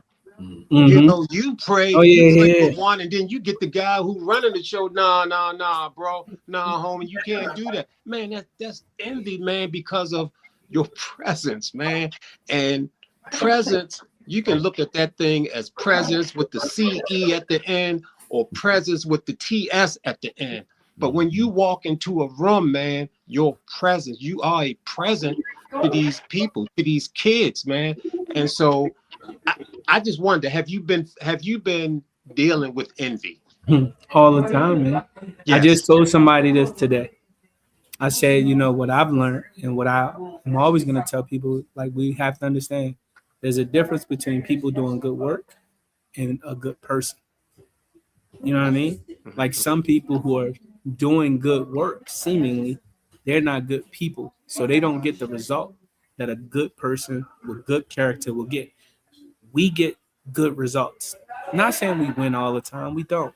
It's a part of it. We won't get every kid. But a lot of times we get results that some people will never get. And because of that, they see that and they'll say things that are not necessarily true. You know, like I'm a person, I have standards, you know what I mean? Like I don't like lying. I just don't. Why? Because one, I don't got the best memory because of football. But number two, I just think it's something about why do you feel the need to lie? I don't like Sure. being late on time. And so what I'm saying is when people come across that, you can tell the ones that want to see you win. It's very few of those because Mhm. for them, because for them, it's about them. What I Yeah. tell people all the time, this is not about me. You heard me reference God multiple times. This is for God. So if God was to say, "Hey, Mayo, stop doing this," I would. Why? Because it's not about me. I don't care to be on the news. I don't care to win a bunch of awards. I care about the results that we produce for the young people we serve. Because ultimately, in serving them, I'm serving God and the purpose that God gave me. And some people, they just don't like it. And I don't care that they don't like it. You know, I'm not going to stop being who God called me to be because you feel like it's maybe dimming your light or ruffling your feathers. And so I see it all the time. And you can typically tell, like, if you've Sure. been around enough, you use discernment, you can feel energy travels, man. Absolutely. You see how they looking at you. You see that, like, oh, who is this? And that, bro, I just let them have it. You know what I mean? Hey, bro, I hope you get all of the accolades you can get because, again, the word says, you know, what does it gain a man to gain everything here? I don't need to gain everything here. I just need to keep doing the work of God. And I'll let whatever this thing we call life, life after. I'll see what God has for me. But again, I'm going through the narrow gate, so I let the people who are on the wide path be on the wide path, and I just wave from afar. You know, so Mm-hmm. Mm-hmm. it's all good. Nah, it's a Yeah. It's all beautiful good, thing. man. I ain't No, trying to. This ain't football or basketball, man. I'm not in competition or anything like that. I'm not trying to win that way. yeah. I just want to see the kids do well. I want my kids to do well. I want my family to thrive. I want their family to thrive. So And it's enough out here for all of us. It's a beautiful yeah, thing. for sure. Beautiful thing. Well, brother, hey man, I appreciate you. You Man, I know, appreciate you. I Thank you. appreciate you coming You on both. and really just opening up, sharing your story for those that haven't heard it. Again, go out, buy that book called The Promise. Alphonso Mayo is the author. Very good book, powerful man. Very easy read. Amazon, uh, Barnes and Nobles, wherever you buy books, go order that book tonight. You know what I'm saying? Go get that book, man, and support this brother, man, his movement. And I I'm got going to the, get it. I I haven't got, read it, but I'm going to get it and I'm going to read it. Yes, sir. Let me know what you think about it. Yes, sir. so you got the Yes, sir. websites on the screen. There's Alfonso, www.alfonsomayo.me and www.mentoringmentors.org. And there's a hyphen in between mentoring and mentor. So I'm gonna leave those up on the screen even after you sign off. But I'm gonna leave that up, man, just for people to Yes, see sir. and go visit them sites, man. But anytime you want to come back on, man, hit me up. Yeah, man. I Man, appreciate it. you for sure, man. You always got the green light, man. You come on whenever you want. Yes, sir. Well, I Whatever you got appreciate you, going on, brother. just tell me, man. Yes, sir. I got you, man. I'll stay tapped in. Next time we can talk about some sports. Yeah, for sure. But we gotta talk about you first. But definitely, man, we definitely have you back at any time, man.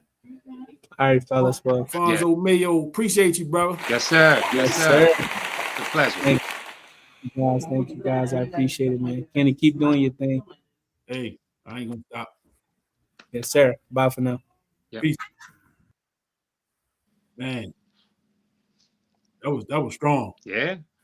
That was strong, man. I don't know why I lost your sound. Can you hear me? I can hear you. I can hear you. Yeah, I can My hear you. jacked up phone, man. I think I Oh, need to yeah. kick out, kick back in. Yeah, check out. Well, yeah, man, Alphonso Mayo. You know, once again, let me give him another round of applause, man. That was powerful. Okay. You know, can you hear me? I don't know why I heard your sound, but I can't. I heard the Oh, you heard the clapping, but applause. You heard the applause, but you heard that. Yeah. But man, for Mayo, man, that was a powerful interview. You know, again, man, if you haven't have an opportunity, go to Barnes and Noble or Amazon, wherever you buy books, man, go buy that book. It's called The Promise. Alphonso Mayo is the author. You know, I got his websites up. I'm gonna leave those up on the screen. www.alfonsomayo.me and www.mentoring-mentors.org. Man, go support this brother. Check out his organization. You know, see what he got going on, man. Like I say, I used to work with the brother. Can you hear me? yeah, I can hear you now. Yeah, so you know, me and the brother, we worked together. I met him. Like he said, it's almost been 10 years ago. This just don't seem like time be flying, man. You know, these years get past us. It don't seem like it's been that long ago, but I guess it has been almost 10 years ago that we worked together, man. So you know, powerful, man. And again, man, he's got a hell of a story. You know what I'm saying? His story, man. When I knew the brother, but I didn't know the brother. You know what I'm saying? And I followed him on social media after we worked together. You know, we stayed connected through social media and stuff. And I would watch, you know, what he was doing, you know, saying what he was doing with his organization and stuff like that. So I was always intrigued, you know. And when he put the book out, I said, well, I must just support. I'm gonna buy the book just to support, you know. And I bought the book, man. And I started reading it, and I couldn't stop reading it. You know what I'm saying? Like I said, it's not a big book, but it's a real easy read. And I'm just getting into the story, man, and just kind of looking at the obstacles, man, that he faced growing up. You know what I'm saying? And just thinking, man, how many people give up along the way? You know what I'm saying? When you face with those type of odds, and it's so many people, man, that just give up. And you know, God has had his hands on this brother from the beginning. You know what I'm saying? It just and again, I ain't gonna tell his story for him, but man, if you read the book, if you heard him talking about, you know, his upbringing and how he was born and you know, the family he was born to, man, it's just amazing to see what he's doing right now, man. And again, any way that I can help, I'm gonna do what I can do to help. If it's, you know, putting the word out about the book, putting the word out about any events he got going on, I'm gonna do that. You know, so I'm just thankful again that he joined us. You know, come on and tell his story a little bit. This was powerful, man. It was a powerful testimony that the young fella got, man. Yeah, great guest, man. It was a great guest. Appreciate you bringing him on, considering to bring him on, and all of that. Just a great guest, man. And one thing, you know, I don't really fool around too much with a lot of people. Tough to even get me out the house and all stuff like that. You know how I am, and I go underground, man, and somebody might not hear from me for 2 years. You know, that's how I kind of function. I'm a little. I don't know what you want to call it, but that's kind of how I am. You know, but what I am, something that I'm extremely attracted to is authenticity, and that's why I fuck with you. You know, I don't fool with people, man. But if somebody ain't authentic, you ain't gonna see me around too much. I can tell you right now, you just not gonna see me around. Right. That dude, man, is authentic. Yeah. And to the core. Yeah. And I really, really appreciate that because, like I say, man, I'm extremely attracted to it. He has a very powerful calling, and he's right where he's supposed to be. He's doing what he's supposed to be doing, and you know, you shed, and of course I didn't read the book, but you shedding light, and him talking about Miss Tiffany and going to that point, and you you jumping on it, man. You know, you hovering on that point, man, was a critical point to me, man, because it hit me too. Yeah. You know, it hit me heavy too. And I'm like, damn, that was tutoring. Yeah. And Man. He barely could read, and what I mean, so you know, just listening to it, man, and I know that people who are authentic are going to face. Usually, who are authentic are going to face jealousy, and even deeper than facing jealousy, authentic people are going to face envy. Yes. Man, envy is a lot heavier than just jealousy. Yes. You know, because envy, man, and that's why I asked him that question. Did he face that because of his authenticity, man? And when you authentic like that, you're going to be able to impact people. Yeah. When you, especially on the level that he's at, where he can start some things and pray at things, that he's starting book clubs and things like that. These are things that come from a warm person, a authentic person, man, a caring person, an empathetic person. These things, that's just who he is, man. Yeah. And people will have envy for a person like that, and envy is a spiritual disease, man. You know, it's a spiritual disease, because typically you are envious of that person because God has gifted that person with something that you wish God had gifted you with. Yes. So it goes beyond the person, and you basically pissed at God because God didn't give it to you. Didn't give it to you.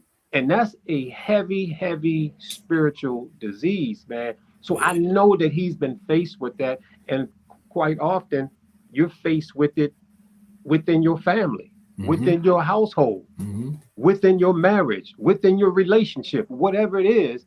It could be that envious thing is right there, man. So that dude, man, it just jumped through the sports mix, man. That he's so authentic. And I'm pretty sure anyone who was paying attention or saw that felt it too. Yeah, for sure, man. Again, powerful. You know what I mean? Powerful, man. Just when you read that book, you know, again, you've had opportunity to kind of hear some of the story. You know, for me, again, working with him and kind of knowing him at the time that I did, I would not have had a clue that was the beginning. That was his story. You know what I'm saying? Because I'm like, yo, you came through all of this. And we talking about from birth. We're not talking about, you know, he was okay, and then circumstances changed their life at a certain. No. Right out the womb, it was going to be a challenge for this kid, man. Before he could even get out the womb, he was crap. Yeah. So wow, man, you know, I'm just hopeful. Again, his story is a story that needs to be told and understood, because it's a story of hope. You know what I'm saying? Because so many people are hopeless. So many people just give up because the circumstances are so heavy. The burdens are so heavy, man, and they just don't understand how it can be turned around. Just they say you need a mustard seed of faith. You need a whole lot. You just gotta just a little bit of faith, man, will carry you a long way. And a lot of people ain't never really seen a mustard seed before. They don't really know how small that thing is, man. No, sir. No, sir. No, sir. Right. You know, and again, I mean, man. Again, I'm reading this book, and for him to, you know, he walk into this place, the St. Ambrose Center, and Miss Tiffany greets him. He wasn't even going in there for that. He wasn't going in there for that purpose. You know what I'm saying? And again, he's telling you, he told us here, he couldn't even read the sign on the building that said that it was the St. Ambrose Center. Yeah. You know what I'm saying? So I'm telling you, man. You know, God had, and again, I'm not here to preach.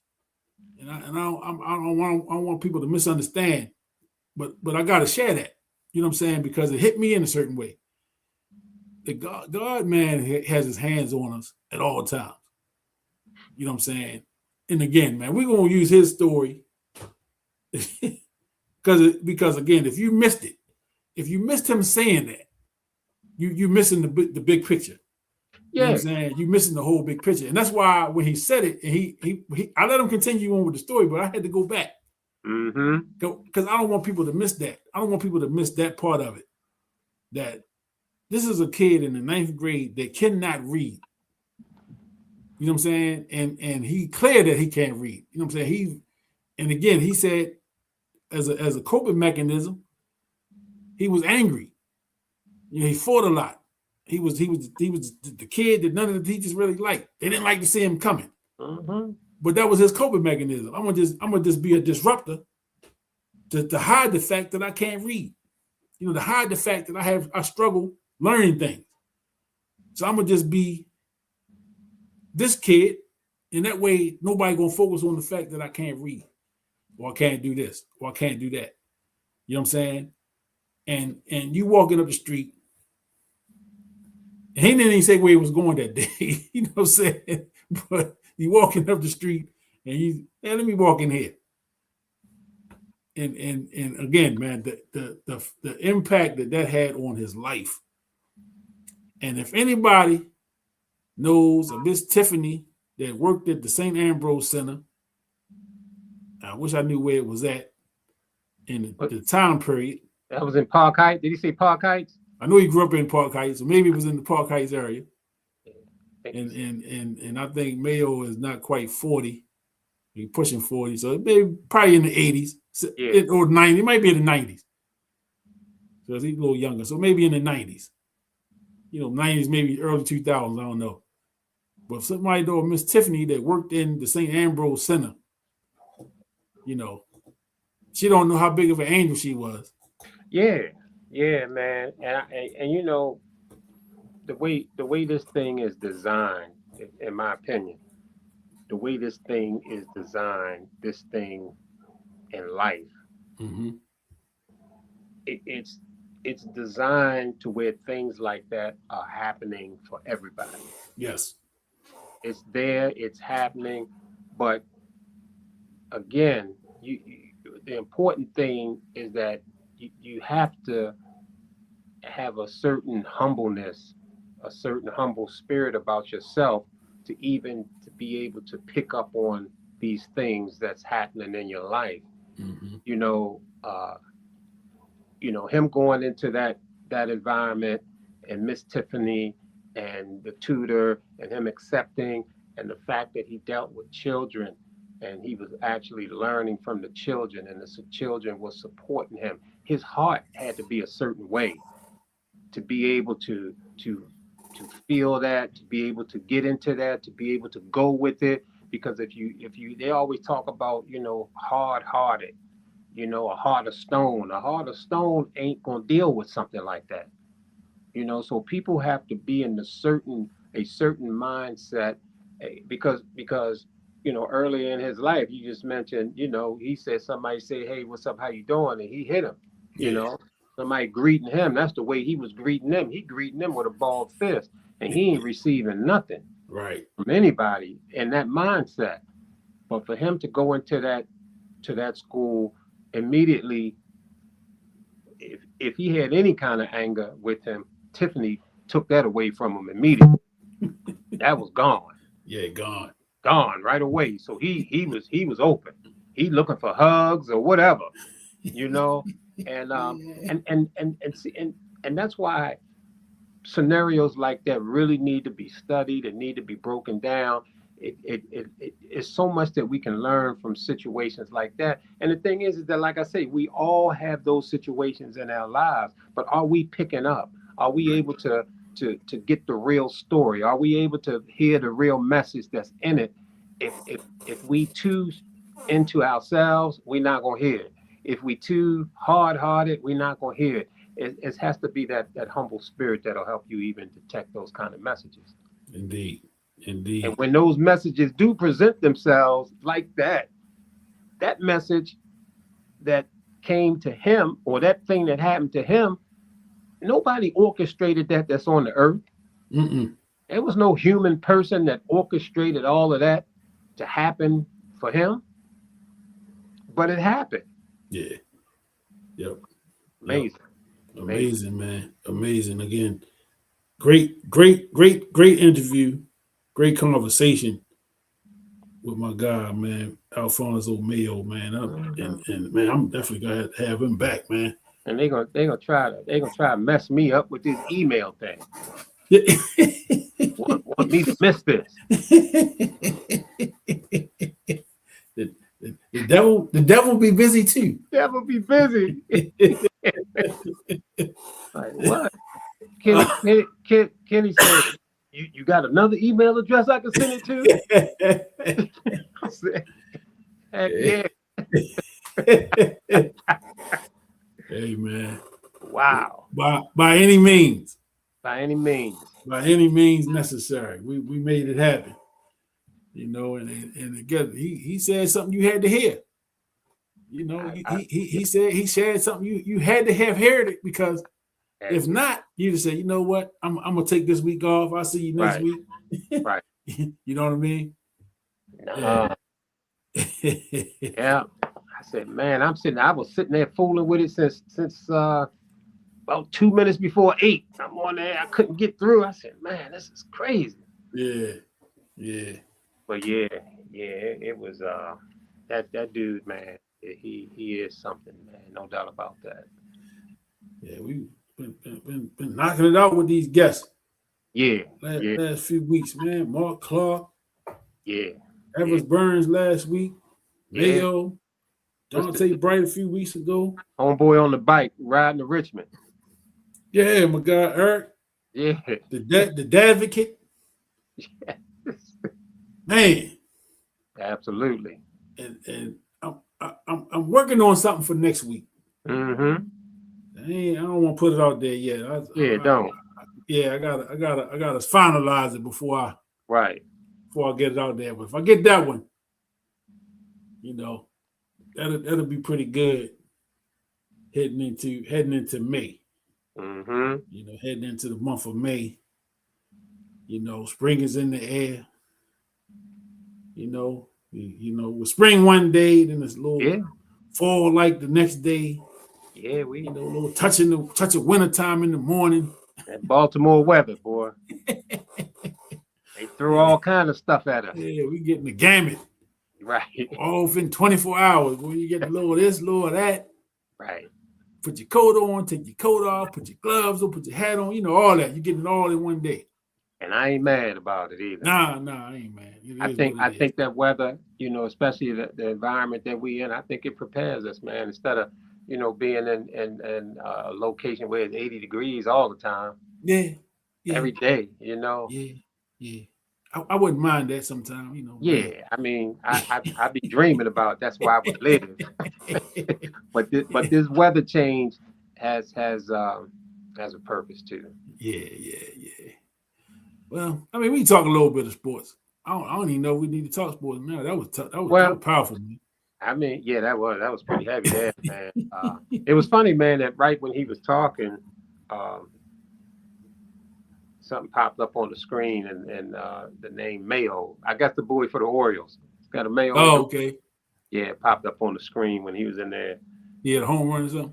And so I couldn't hear. I think he was due up or something. Okay. But I'm like, wow, my man Mayo on here talking, and there go this Mayo name up on the screen. But I saw something come through there where apparently San Antonio playing tonight, but Wemby must have hit his head or something, and they say he wasn't going to return to the game based on concussion protocol. Man. Yeah, so that's some heavy news there. So yeah, it's the first round of the NBA playoffs.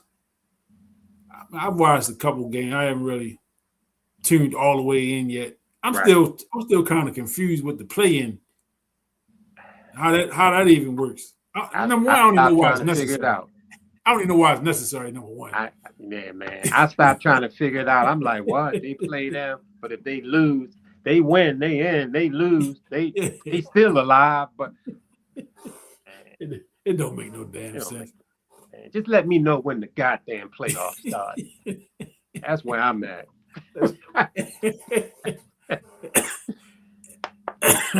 That's all that matters.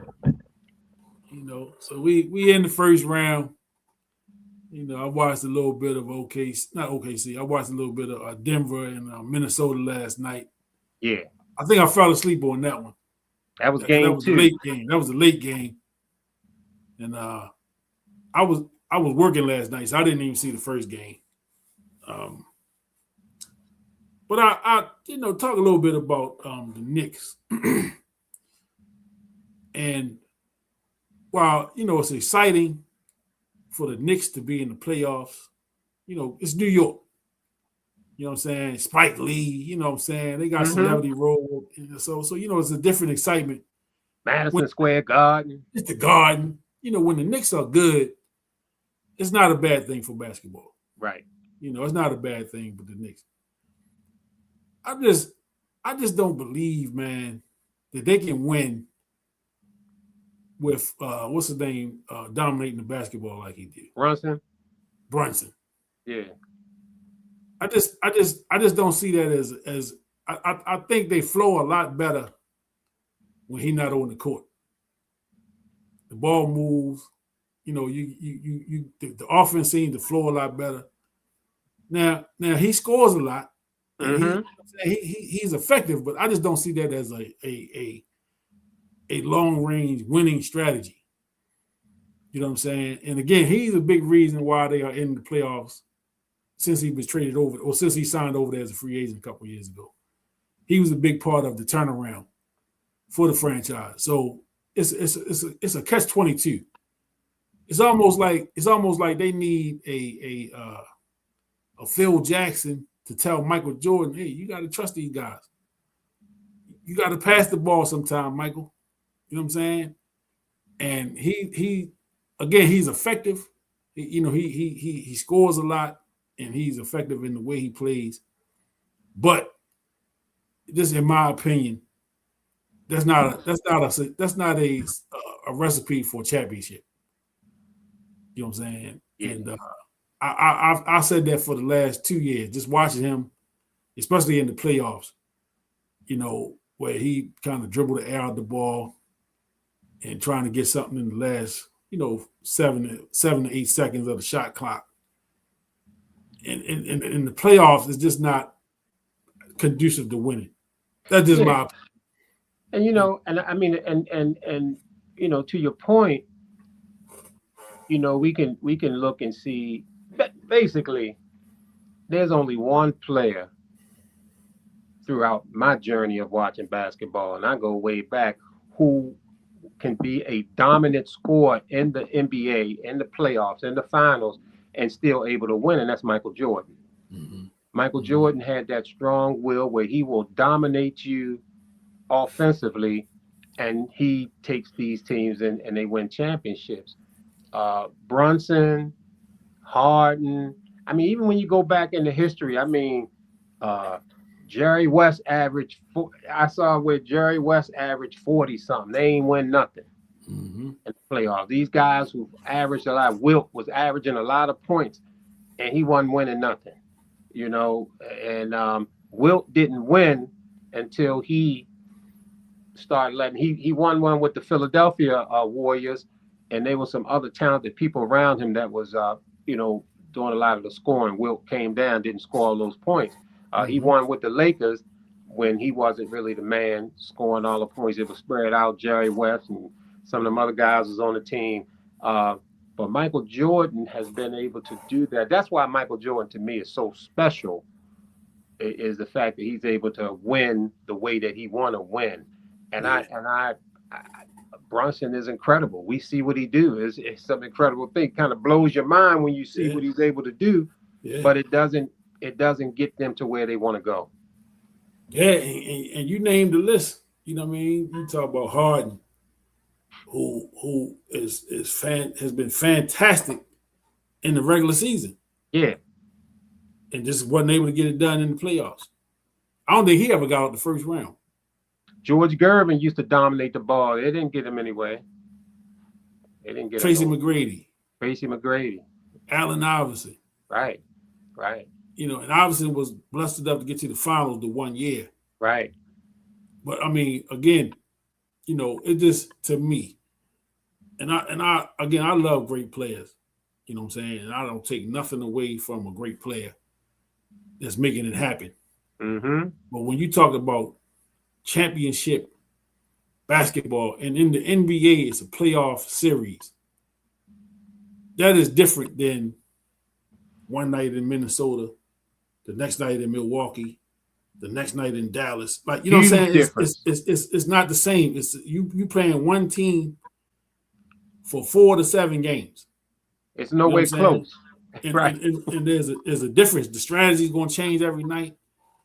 They got an opportunity to change up from one night to the next. Sure. You know what I'm saying? The opponent is not going to change, but the strategy can change. Mm-hmm. You know, you think about in series, we've heard players go back. You know, the Bulls play against the Lakers in their first championship run, and Magic is getting it done with Michael Gardner. You know, mm-hmm. So let's put Scotty on him. That now you're not going to stop Magic Johnson, you know, because he's Magic Johnson, but you putting a more defensive minded player who's not carrying the offensive load. They take the load off Michael to let Michael score. Yes. Scotty going to affect Magic's game in a way. And the Bulls went on. And the Lakers only won the one game, right? That's it. Game one. Game they one. won game one, and then the Bulls Game went on and swept the rest of the series. Yeah. Adjustments. You know, adjustments is what a series is all about. A series is about adjustments. And to me, a player like Brunson, as talented as he is, as gifted as he is, a team that the better coach team that makes those adjustments will beat the Knicks in the playoff series. And that's just how I see it. You know they lost game 2. Yeah. You know, and Atlanta. And it's in Atlanta. Like, yeah. You know what I'm saying? So, I like the Knicks. I would like to see, because when the Garden is rocking, it's a beautiful thing. You know, when you see Spike on that front row and he jumping around and he got his little gear on and he fanned out, man, it's a beautiful thing. Yeah. Yeah, it really is, man. But I don't know that this is conducive to winning the championship. Yeah, well, they definitely been coming up short. We'll see what happens to him this year. The big boy, I know he get his points. What's the center? Yeah, him. Hey, listen. This the podcast where we be talking about him, right, and that guy, right. But y'all know who we talking about. And usually somebody in the comments will throw the name in the comments like, yeah, y'all talking about something. Exactly. Yeah, thank you. Yeah, appreciate you. The Sports Mix family really helps us a lot. We talk about the big cat. Yeah. Big cat, yeah, him. But you know, but yeah, and you're right, man. You know, the fact that they are playing one another for 3, 4, 5, 4, 5, 6, 7 games straight.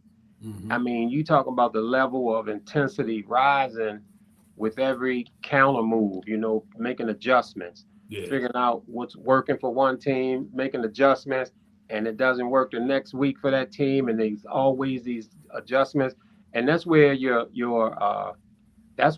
coaching really comes into play. You can kind of skate through the regular season, like you say, going from one city to the next, playing a team one time, then going to the next. Mm-hmm. But your ability to coach really come into play once you get into the playoffs and you're playing the same team back to back. That's where the coaching come in, and that's where, you know, the great coaches, the Phil Jacksons, the Popoviches, these guys, man, they really make their name in the playoffs, and it gets to the point. It's so different, like you say, the regular season to the playoffs is different. I mean, it's vastly different. I mean, it's almost to the point now where I don't even really give a hoot if I see a regular season game. Right. It's like, but I'm going to watch them playoffs. Yeah. You know, and Because that's kind of where I'm at. it's a different intensity. It is. You know, for the playoffs, man. It's almost like they you know, and I used to kind of balk at this because I'm such a basketball fan and I want to defend the game.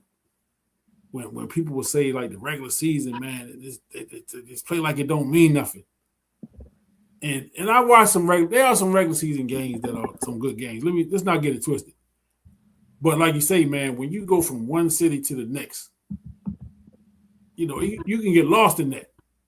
You know what I'm saying? You can get lost in that. But when you are in a series, now the intensity level is spiked up that much more because all right, you got us today, but we gonna get y'all tomorrow. Oh, you got it. So you went up 2-0. So now my back against the wall. And then when that spotlight is on, it's when you see those great players start to, you know, to elevate. Yeah. You know, you start to see them players, man, that, you know, when we need a bucket and they start to show you, all right, the pressure don't bother me. They needed me to get 35 tonight and I got 40. You know, and we had to have this win. You know what I'm saying? But you don't get that level of intensity. You're only gonna get that in the playoffs. Yeah. You know, you're only gonna get that in the playoffs. Absolutely. And so, you know, this is round 1 of the NBA playoffs. You know, so you know we'll be, you know, probably talking a little bit more about that as it goes on. Not going to dig too deep in it tonight, but I just definitely wanted to make the observation about the Knicks. As you know, I know you said they're down 0-2 now.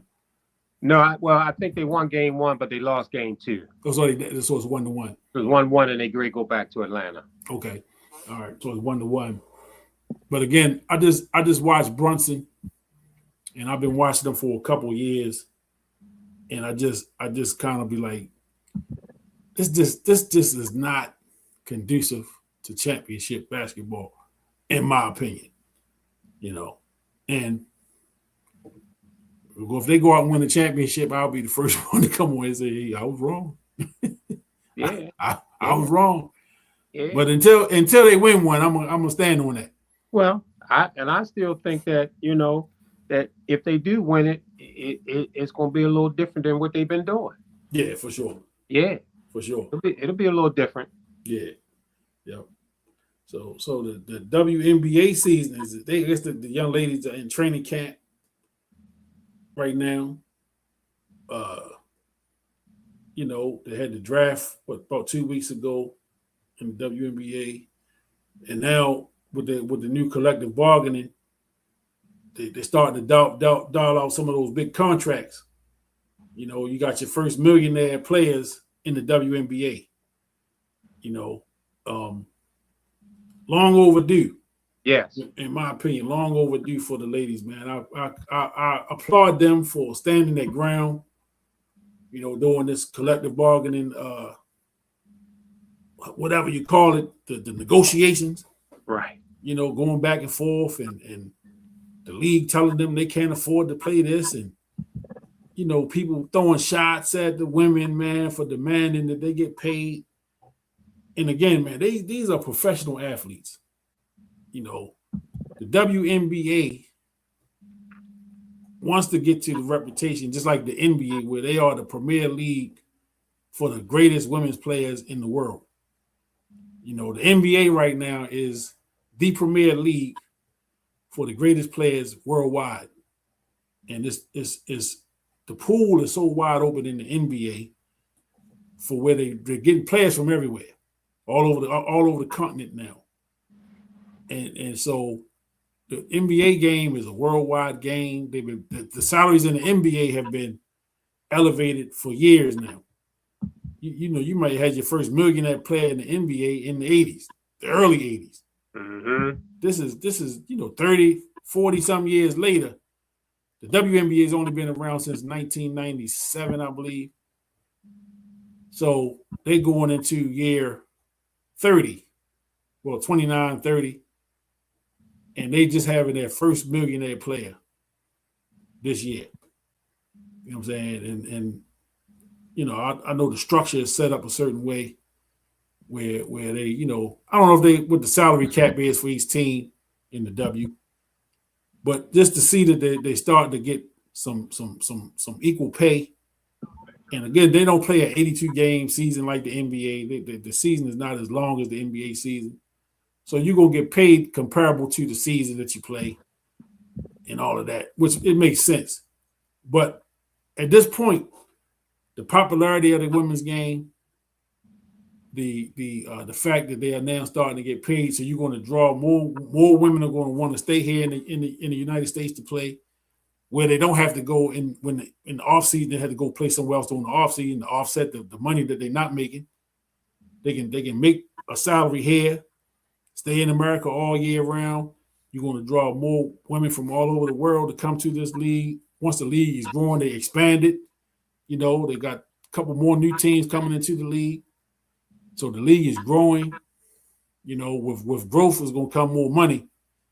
You know, the advertising dollars are going to change. It didn't hurt the fact that a couple years ago, the Caitlin Clark and Angel Reese kind of back and forth, you know, coming into the league from college, the rivalry that they had in college, and then took it over to the NBA. The popularity of those players, the NIL with the women in women's sports in general, they were making more money in college than they were as professional basketball players. You know, so with that crop of women coming in, you know, the Angel Reeses and Caitlin Clark and those girls were already coming in millionaires. You know, based off of NIL and some of their popularity, they were able to capitalize on marketing and doing, you know, being pitch people and all those type of things. But now the league is compensating the women. You know, and everybody in the league not gonna make $1 million. So let's be clear about that. Right. You know, but the salary is coming up to a point where, you know, the bottom salaries may be in a couple $100,000. You know, maybe, you know, low hundreds of thousands or whatever. And it'll eliminate the need for them to go to Portugal or Spain or Russia and somewhere and play during the off season. So, and a lot of people that I talk to prefer to watch the women's game, you know, over the NBA for whatever. Everybody had their own reason. You know, the women's game is a more fundamental game. I think, you know, they're not as athletic as men, but they play the game the right way. More times than not, they don't depend on athleticism to dominate. You know, they actually are skilled. You know, they shoot well, they can handle, good passing. You know, so you see a lot of good ball movement in the WNBA. They are physical, they're aggressive. You know what I'm saying? So it's not just like, you know, once upon a time it was tough watching women play. No offense to women that play basketball, but it wasn't as entertaining. It was only the top teams that you like to watch. And that was in college and in pro basketball. You know, you think back, the dominant college teams were fun to watch. The Tennessees of the world and the UConns, you know, when they were winning every year.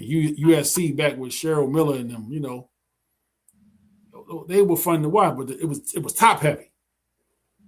You know, it was top heavy. So shout out to the ladies of the WNBA. Who was it that got that $1 million contract? There's quite a few of them that got them. Oh, they did? Okay. Yeah, quite a few of them been getting them. But I know, damn it, here we go with these names again. Is Caitlin Clark one of them? I haven't seen her, but I'm sure she's going to get one. Yeah. And, you know, when it comes to a sport you know, just like the WNBA trying to move in and do its thing, and they weren't generating the fans that the NBA, the men were getting. You know, it was packed arenas for the men. The women arenas weren't packed. You know, half full, quarter full, things like that. So it's pretty tough to pay them top salary when they're not generating that kind of money. Yeah. And a lot of times, I mean, even when you look at the NBA, you know, and I clearly remember the days when I was watching the finals, and it used to come on tape delay. You know, you had to wait till after the news went off, and then they would show you the game. I watched the Bullets, you know, play Seattle, or the Bullets playing Golden State, you know, late at night. I was such a fan then, man, you know, and I had to go to school in the morning, but I was up watching them games. Yeah. But then a couple of fellas named Larry Bird and Magic Johnson came into the league, and that changed the trajectory there. Yeah. You know, and now here we are, a couple seasons past Clark and Reese, and now we talking $1 million for these girls. So, you know, and in my opinion, make no mistake about it, we know that great rivalry between Boston, LA, and Magic and Bird and all of that. But the guy that had the most impact was Bird. He had more impact than Magic.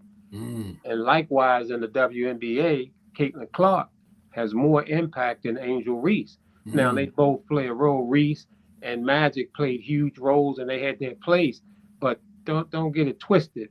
The white player was the one who had the biggest impact and who they're going to fuel those players. So Caitlin Clark, man, has really done a number on this league, man, with her skill and everything that she brought to the table. So yeah, kudos, man, to the WNBA players for getting paid. And it is a great game to watch now. And you know, if Caitlin Clark is on the floor, if Angel Reese is on the floor, I don't have a problem watching at all. Yeah, And you know, absolutely. and you did mention, I mean, back in the day, I was there when Cheryl Miller was out there with the twins on the team with her. The McGee twins. Yeah, the McGee twins, man. I was locked in, man, and that's why, you know, for me, it was Cheryl Miller that put basketball on the map. Yeah. Women's basketball for me. And I was locked in watching it. And plus I had a thing for that one McGee twin. You know, you know, that was my Miss Tiffany for the basketball. She was Miss Tiffany to me. You know, so I was pulling. I was pulling for USC, man. I was watching them, and so yeah, man. Kudos, man, to the WNBA. Yes, indeed. Yes, indeed. Ain't it amazing? What the things that'll get us locked in, right? As men, yeah, absolutely. You know, young boys and men. Absolutely. It don't take much. No. It don't take much, man. You know, not at all, man. Not at all. And as we heard earlier, it could be life altering. Life altering, man. Yes. If you harness that, because if you unharness, it could take you to a whole nother road. Yeah. And you see a lot of people take it wrong, man. You know, a lot of times you see people link up with a woman. That's like the love of their life, and you know they find their Miss Tiffany. Next thing you know, man, they all over possessive, strangling the woman, and man, she can't do nothing. You know, I mean, they done messed it all up. Miss Tiffany, goddamn, trying to ease out and run. So you got to be able to deal with it in the proper way.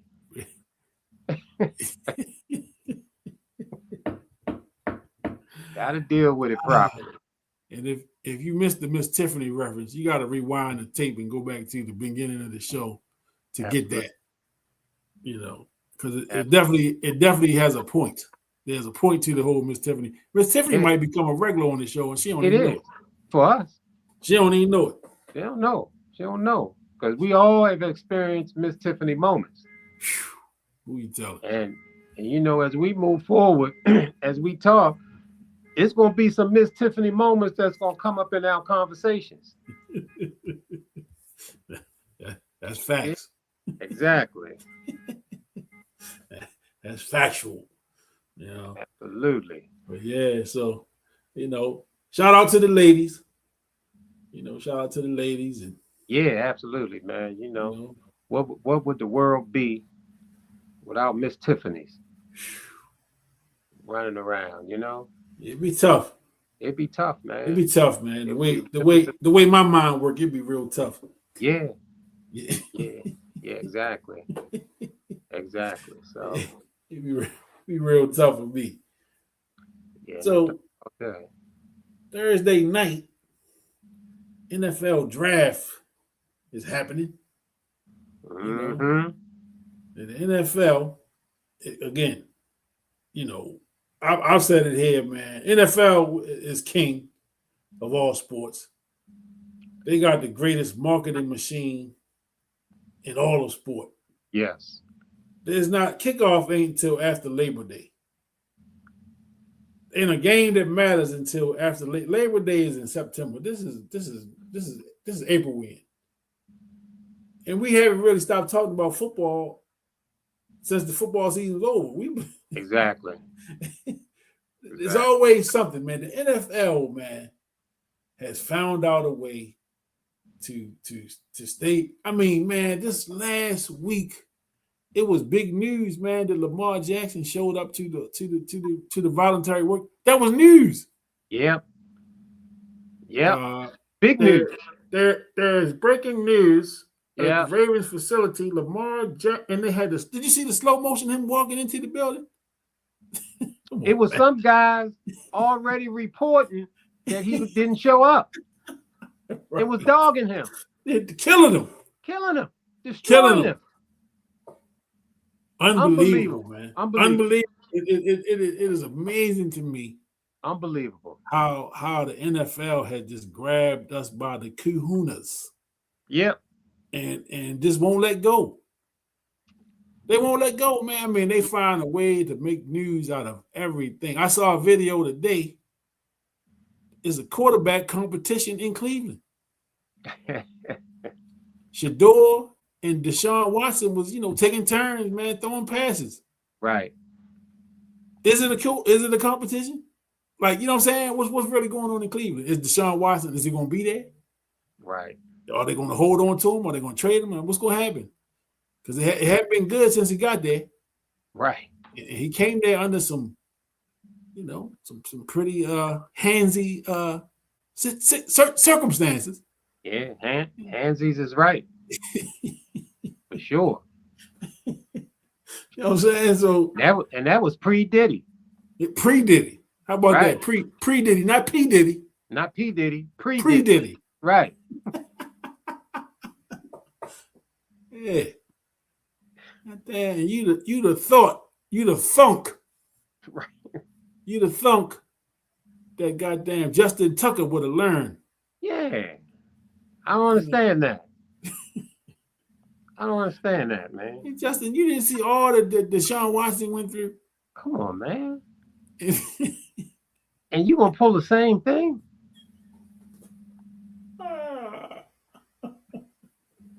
I mean, was he taking them chicken when he went? Some Royal Farm chicken and stuff when he went up in there? Chicken, and I heard they got good coffee. I'm not a coffee drinker. Right. With the Royal Farm coffee and oh man,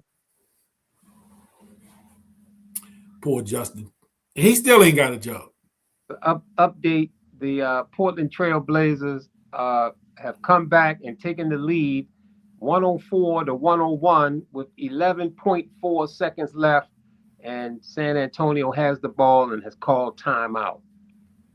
Wow. So San Antonio looked like they had a comfortable lead, but of course they lost Wemby, and now it looks like Portland has an opportunity to pull out a Game 2 win that would make that series 1-1 before they head back to Portland for Game 3.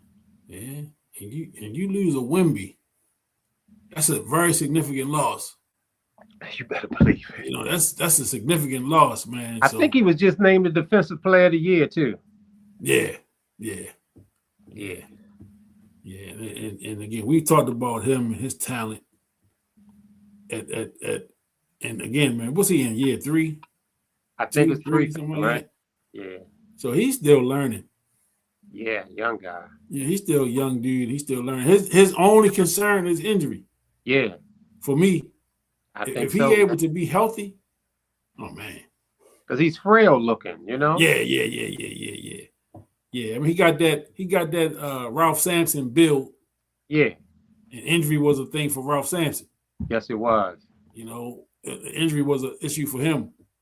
Again, man, to be that tall and to be that skilled and that athletic, it's just not supposed to be that way. You know what I mean? Tall guys are not supposed to be coordinated. That tall is not supposed to be that coordinated. Right.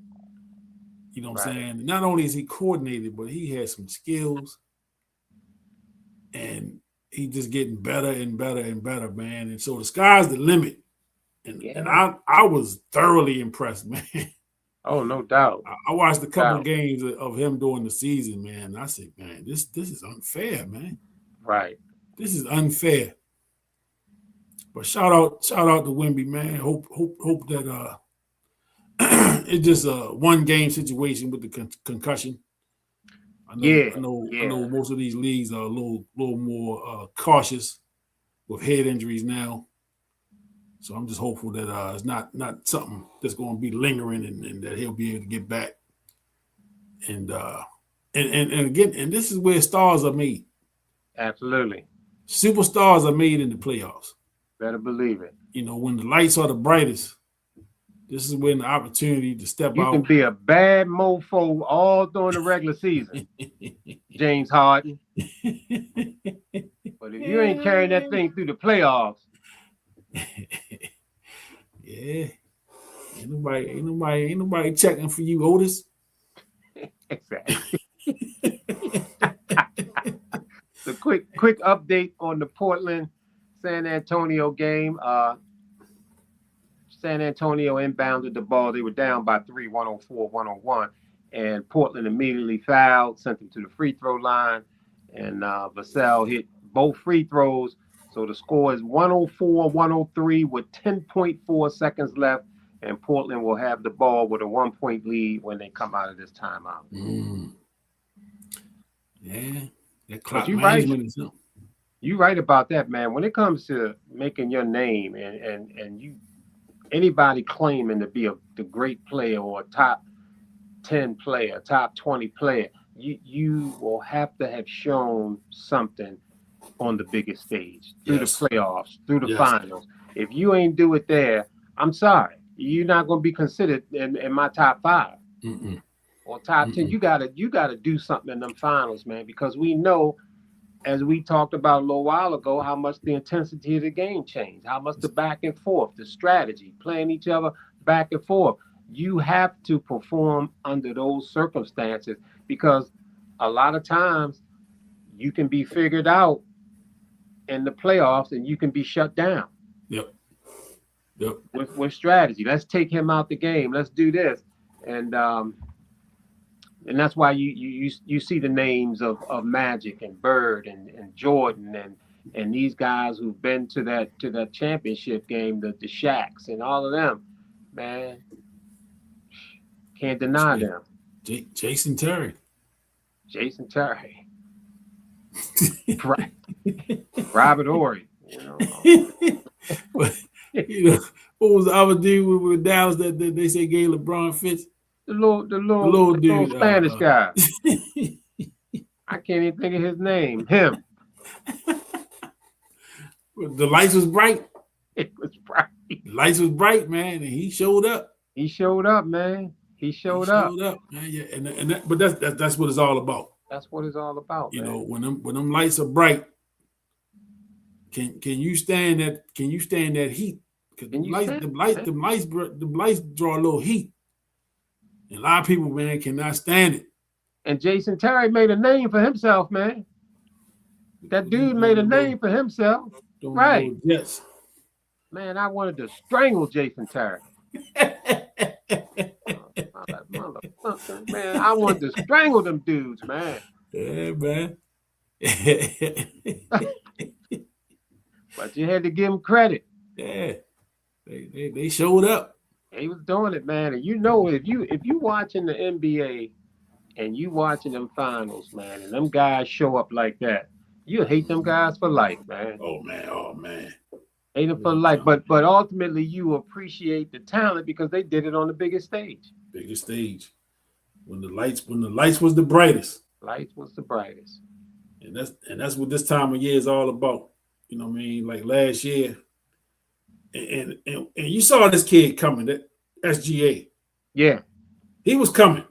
Yes. You know what I'm saying? There was no question that he was one of them ones. And you know, he had his opportunity last year. He was the MVP of the league and led OKC to their first world championship. Yeah. You know, first championship in the NBA, man. And that team is solid. Oh, yeah. That team is solid, but man, I mean, he good God Almighty, man, his game, because he don't rely on threes. He will mid-range you to death, man, and get inside that paint, and he's shifty with the ball. I mean, he's real crafty.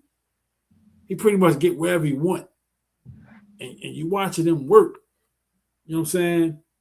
And I remember when I had Ernie Graham on here, I guess he was on about a year or so ago, and he was talking about Skip Wise.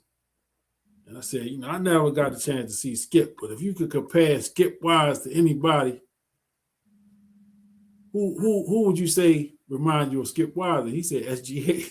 You know, SGA. So I said, damn, that's high praise. Yes, it is, man. That's high praise, man. So, you know, I never got to see Skip play. You know, I've heard about the legend of Skip Wise, man. But if I can watch SGA and say Skip was that, yeah, Skip was tough.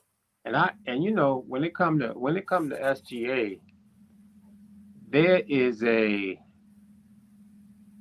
certain thing about the way he carried himself that, to me, it equates to what he does on the court and also to what his future looked like. Yeah. I mean, to me, man, this guy in that league right now, we know Wemby is a sensational talent with his size and everything. But this SGA guy, man, I'm telling you, man, to me, he appears to be a shoo-in for top 7 player, top 10 player. He's going to be there. Yeah. He's going to be there, and he has that certain mentality about him, to me, that's going to carry him really near the top. I just see that in his future, man. He is so impressive as a ball player, and he has that mentality that can carry him far, and it's just going to be fun watching him. Yeah, absolutely. And I'm a Ant Edwards fan. You know, Ant is another one. His game, man, just he always downhill. He get into that basket, and he trying to put you through the basket. If you're in the way, you're going to be on the poster. Yeah.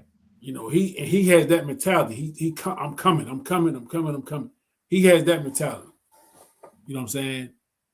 And again, you know, I had a little group of young guys that I was my players to watch a couple years ago. Ant Edwards was one of them. SGA was another one. And John Morant was the third one. And John Morant, if he ever get himself together, yeah, you know what I'm saying? His talent is through the roof. And he plays a style of play like almost like an AI. He's not the biggest guy in the world, but he's reckless. You know, he throws his body around, man. He get to that rim. He's not afraid of the contact. You know what I'm saying? It don't matter who under the basket. If Wemby is under there and he coming, Wimby might be on the poster, or Yeah. at least he's gonna try to put him on the poster. Exactly. You know what I mean? And I'm hoping, man, that the league don't do with one of their numbers, man, and try to blackball this kid out the league, man, for some of his mistakes. You know, and again, man, they are mistakes he made. You know, we always want to throw it away to youth. Sometimes it's just ignorance, man. Sometimes we just don't know better. Yeah. You know, but at the end of the day, he haven't hurt nobody but himself. You know, he's not out there committing crimes. He's not out there, you know, being a disruptor. He's doing silly stuff. You know what I'm saying? That's been his biggest thing. It's just silly stuff, man. It's just like, yo, come on, man, grow up. Yeah. You know, that type of thing with him. So I'm pulling for that young guy. Yeah. It's a huge. It's such a huge detraction to his success. Yeah. Okay, Landon in the house. It's such a. I mean, beware. It was all beware. It was all good, man. It was all good about Morant, man. We loved him. We, like you said, that's a great comparison. He does have that AI flavor with him, you know, for sure. And it is a distraction, man. And when it comes to being great, the less distractions you have, the better off you'll be. I mean, everybody's gonna go through life and deal with things, man. But if you can focus on what you're trying to do, and you know, Michael had laser focus, Kobe had laser focus. You know, some of these other guys, if their focus was low, you know, say like a Shaq, for instance. If Shaq's focus was a little bit more in tune, you know, maybe he would have stayed in a little bit better shape, and you know, maybe his career could have been prolonged a little bit more, stuff like that. And it makes a difference. And I mean, even Ant, we look at his talent. We look at his talent, and then I'd be hearing all this stuff about baby mamas and all this kind of stuff, you know. Those kind of things can, you know, take away from it. Don't always have to be that way, but being considered a GOAT is going to take a lot of commitment and laser focus. Yeah, and it's the difference in between a Michael Jordan, a Kobe Bryant, and some of these other guys when they see a Miss Tiffany. Yeah, you know, the Miss Tiffany can either be a distraction, right, or a blessing. Yes, you know, and in some cases, she is a distraction. Yeah, you know, and then there are others where, hey, that's Miss Tiffany's, you know, and that's why, you know, I think it plays. It's been such a blessing for LeBron James that he met Miss Tiffany a long time ago. Oh, Savannah. Right. And that has a lot to do with his success. He ain't really had to run around and deal, you know, with women, because I don't even really think he got that kind of game to deal with women. Right. I don't even think that's up in him. He'd have been all messed up. He probably been out the league by now. Yeah. You know, so thank goodness that he already had his Miss Tiffany. Yeah. You know. Yeah. You know, Kobe needed to get that out the way. To get his Miss Tiffany, get it out the way so he can, somebody that understand that, you know, she might be calling them to bed. Come on, Kobe, come get this, man. Come on, take care of this. No, baby, I'm going to the gym. Right. He wanted to get his Miss Tiffany out the way that she understand what's going on. Yeah. So, you know, it's yeah. Yeah, you know. You look at a guy like Sean Kemp. The Rainmaker, man, could have been one of the all-time greats. He had the talent. Yeah, he took that nickname literally. Man. He was raining all over the place. Yes, he was, man. He had a whole bunch of women wet, didn't he? I understand. They ain't know that's how he got his name. Yeah, he laid on law from state to state. He did the Run DMC shit. Exactly. Hey. Yeah. Yeah, well, hey, you know, it's the American way, brother. Yeah, it's American way, man. The American way. And we can look inside our own lives and understand the impact of Miss Tiffany. Yeah, Miss Tiffany's something. Yeah. You know, she's something. But I had to, you gotta refocus sometime. You know what I mean? You gotta see that, hey, this wasn't that Miss Tiffany. Right. You know what I mean? She was the other Miss Tiffany. Mm-hmm. So, but yeah, we're going to wrap it up in a few. See, LeBron done cut all his hair off. He still got that little fuzzy patch up the front there where he tried to grow it back. I don't know, man. Did the Spurs win? I mean, who won that game? The Spurs lost. Spurs lost, okay. Portland won, so they 1-1. Get ready to go back to Portland for game 3. Yeah. And Houston and Houston the Lakers are on now. Is KD playing tonight? I know he didn't play. KD is playing tonight. Who about Luka? He's not playing game 1. But Luka and what's the other white boy on the team? Reeves, they out. Both of them are out. So 5-5 right now. Now KD playing should help. Yeah, I saw game 1, and they missed KD badly in game 1. Oh yeah, they sure especially did. Down the stretch. Yeah, for sure. They didn't have that guy, that can go get a bucket. So yeah, KD should help tonight. Yeah, I think so. I'll probably fall asleep watching it, but yeah, well, you know what you got to do. Yeah. Right. So any thoughts on what the Ravens will do with that first pick? Man, I don't know, and I haven't really been giving it a lot of thought because they could go different ways. I mean, they did sign Hendrickson as an edge rusher, so maybe they don't go for the edge rusher because they signed him. At one point they was talking about a defensive tackle, but maybe they won't go for a defensive tackle because it looks like Matabike might be back. Yeah. From the chatter that I've been hearing. So oh boy. So I'm not sure. Maybe they'll go to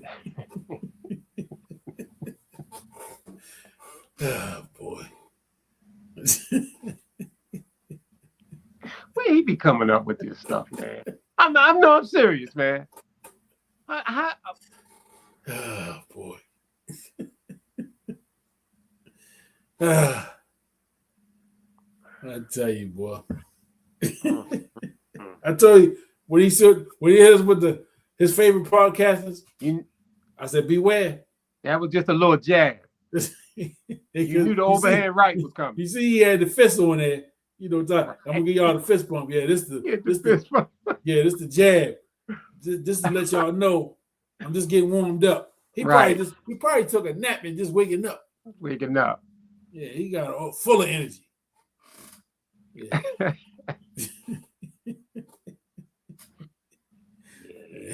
Man. Yeah, Matabike, I saw today. He it's a good possibility he'll play. Yeah. I don't know if he'll be ready for the start of the season. Oh, okay. I know, but they say he'll play this season, so yeah, that's a good sign because they were talking about his thing might have been career ending. Yeah, I remember. Yeah, so that was, and he was just kind of coming into his own. They had a big year 2 years ago, and then had a big contract. So they was expecting big things from him last year, and then he got hurt. And that kind of derailed that. Then not only was he hurt, but they talking about this could be it. Yeah, you talking about a neck injury. Yeah. Serious stuff. Yeah. I don't know, man. We'll see. And that's Thursday, right? Thursday night, yeah. Night. In prime time. Prime time. NFL, like you say. Yeah, man. NFL just finds a way to They know how to stay relevant. make that money. Yeah. The sports mix gonna be like that at some point. Y'all gonna be like, damn, that sports mix everywhere. We're on our way. You know, they talking about that, man. They every time I turn around, sports mix, something. Yeah. Right. Sports mix is coming. So yeah, so I guess when we get back here next week, well, ain't no guessing. We'll know. The draft is what? The draft usually be over about Saturday? Be like 3 days? Yeah, I think about 3 days. Yeah, so the draft will be over by Saturday evening, I guess. We'll have plenty to talk about. Yeah, plenty to talk about. Ravens wise, anyway. All Ravens next week. But I'm working on some guests, so right. That might supersede. If I get the guests that I want, it's gonna supersede the draft, and you might have to hear about the draft at another time. Yeah. You know. Or if you can massage the time or something. Yeah. Kind of way. Yeah. Put it pop in early for 20 minutes, 15 minutes or something to get the draft talk in before the guests or something, you know. Yeah. Some possibilities. Yeah, we figure it out. But you know, this is another powerful episode, man. Just shout out to my guy Alphonso Mayo. Yeah. You know, if y'all have not seen or heard or purchased the book, and go to any of the platforms, man, where you buy your literature. The book is called The Promise. Alphonso Mayo is the author, man. I got his websites at the bottom of the screen there. AlphonsoMayo.me and mentoringmentors.org. And it's a hyphen between mentoring and mentors. Man, go to those sites, man. Support this brother, his movement, man. Powerful young fella, man. Just doing great things in the community. And he got a great story, man. You read his book, man, and again, man, people that come from those circumstances are not supposed to make it. They are not supposed to make it. They're supposed to be the statistics. Those are the people that, you know, your politicians are talking about in not so glowing terms. You know what I'm saying? He made it against all odds, man.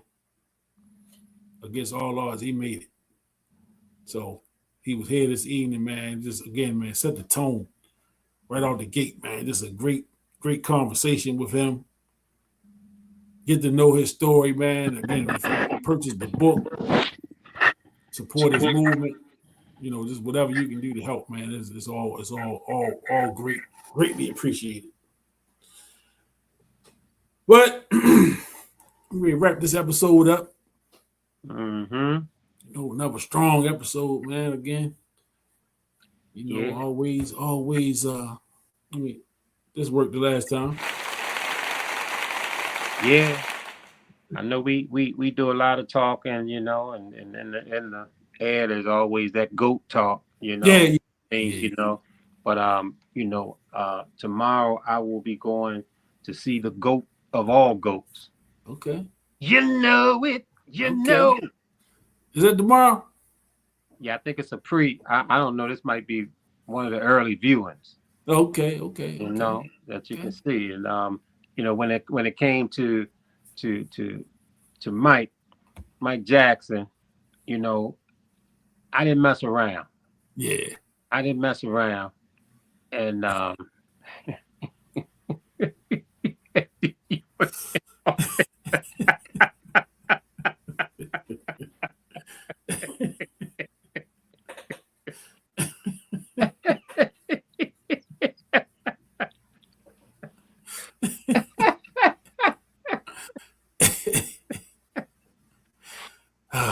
I be trying not to reward Landon, man, with his laughter and stuff, man, but I can't help myself, man. I can't help myself, man.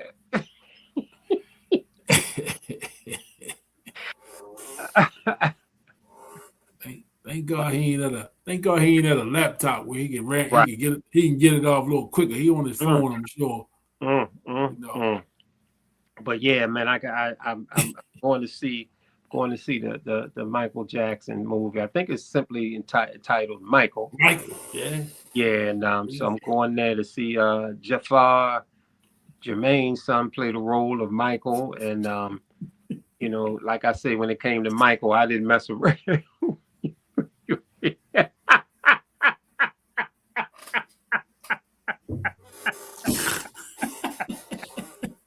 you, you can't give somebody like Landon any material, man.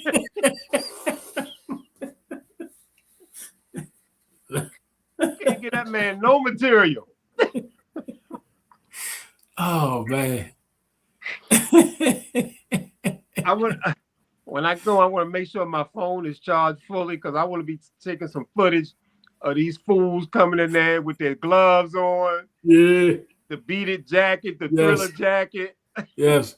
It's definitely gonna be a show. It's gonna be a show. It's gonna be a show for sure. I know. It's gonna be some moonwalking going on. Oh man, the theaters are gonna be. You know what? It might be wise just to hang around the theaters this weekend. Yeah, just to see some of that because they definitely coming in there. They coming in there. You know, Michael is gonna be in the building.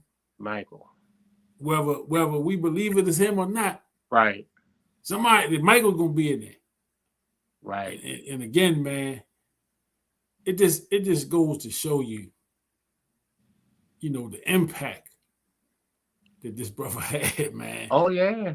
I mean, we talking Michael have been gone. 09. So you talking almost 20 years ago. Right. What's that? 20 years, right? Yeah. So that 17 years this year in June. Next month. Yeah. Well, 2 months from me. Right. Wow. Impact, man. Impact. I mean, they are. You see these videos of little babies, man, singing Michael Jackson songs. I mean, these are babies born like 2-3 years ago. Exactly. Come on, man. Exactly. Come on. Yeah. Well, there's a question for you.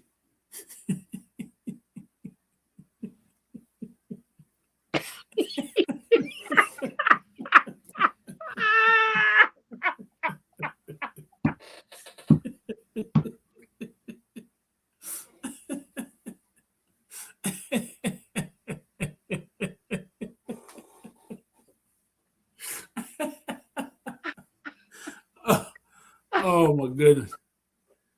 Yeah. He done had a nap. He done had a nap, man. He ain't gonna stop. He energized now. Yeah, he gonna be up the rest of the night. He probably gonna be texting me in the middle of the night. Or hey Will, send this to Dean. You know what they say? You can't get somebody an inch. Here we go.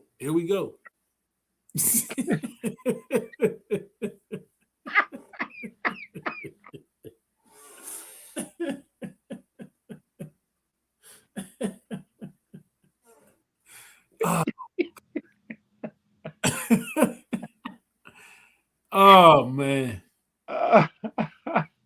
Whew. Oh boy. Oh man. This guy. It just don't stop. Don't stop till you get enough. Yeah, don't stop till you get enough, boy. I tell you. Yeah, I'll be there for that, man. And you know, like I say, I ain't messing around when it came to Mike, man. When they made him send that CD back, because he had that Jew Me, Sue Me, everybody do me on there. No, I was there to getting that CD right up fresh. I got the lyrics on the one I bought. Yeah. Yeah, I had my shit way before they sent some things back. Hey. So I'll be definitely looking for the report. Yeah. I'm definitely interested in seeing it, and I don't know if it's gonna be able to satisfy me. I've been from the beginning, but still, I'm excited. I'm glad that one of his nephews is portraying him. I think that's a real nice touch to the movie, and so we'll see. We'll see how it all play out. Yeah, so your eyes a little more critical. Yeah. than a lot of people. You know, Yeah. just because of, you know, you got to see the whole ride. You know, you witnessed it from the beginning. And I was in love from the beginning. From Ed Sullivan, you know what I mean? All of that. Motown, the Yeah. whole ride, you know, the variety show. You know, you Yeah. got to see it all. When he went solo, you know, he left the brothers behind, man, you know. All of it. Yeah. The burn scalp with the Pepsi. Yeah, all that. I'm familiar with Bubbles, all them motherfuckers he was rolling with. Goddamn Bubbles. I damn got familiar with the Osmonds, you know, because they you know. Shout out to I think it's the oldest Osmond brother that passed away. I think today. Oh, really? I think I seen that came across. Yeah, the oldest Osmond brother passed away. Got another question from the audience for you.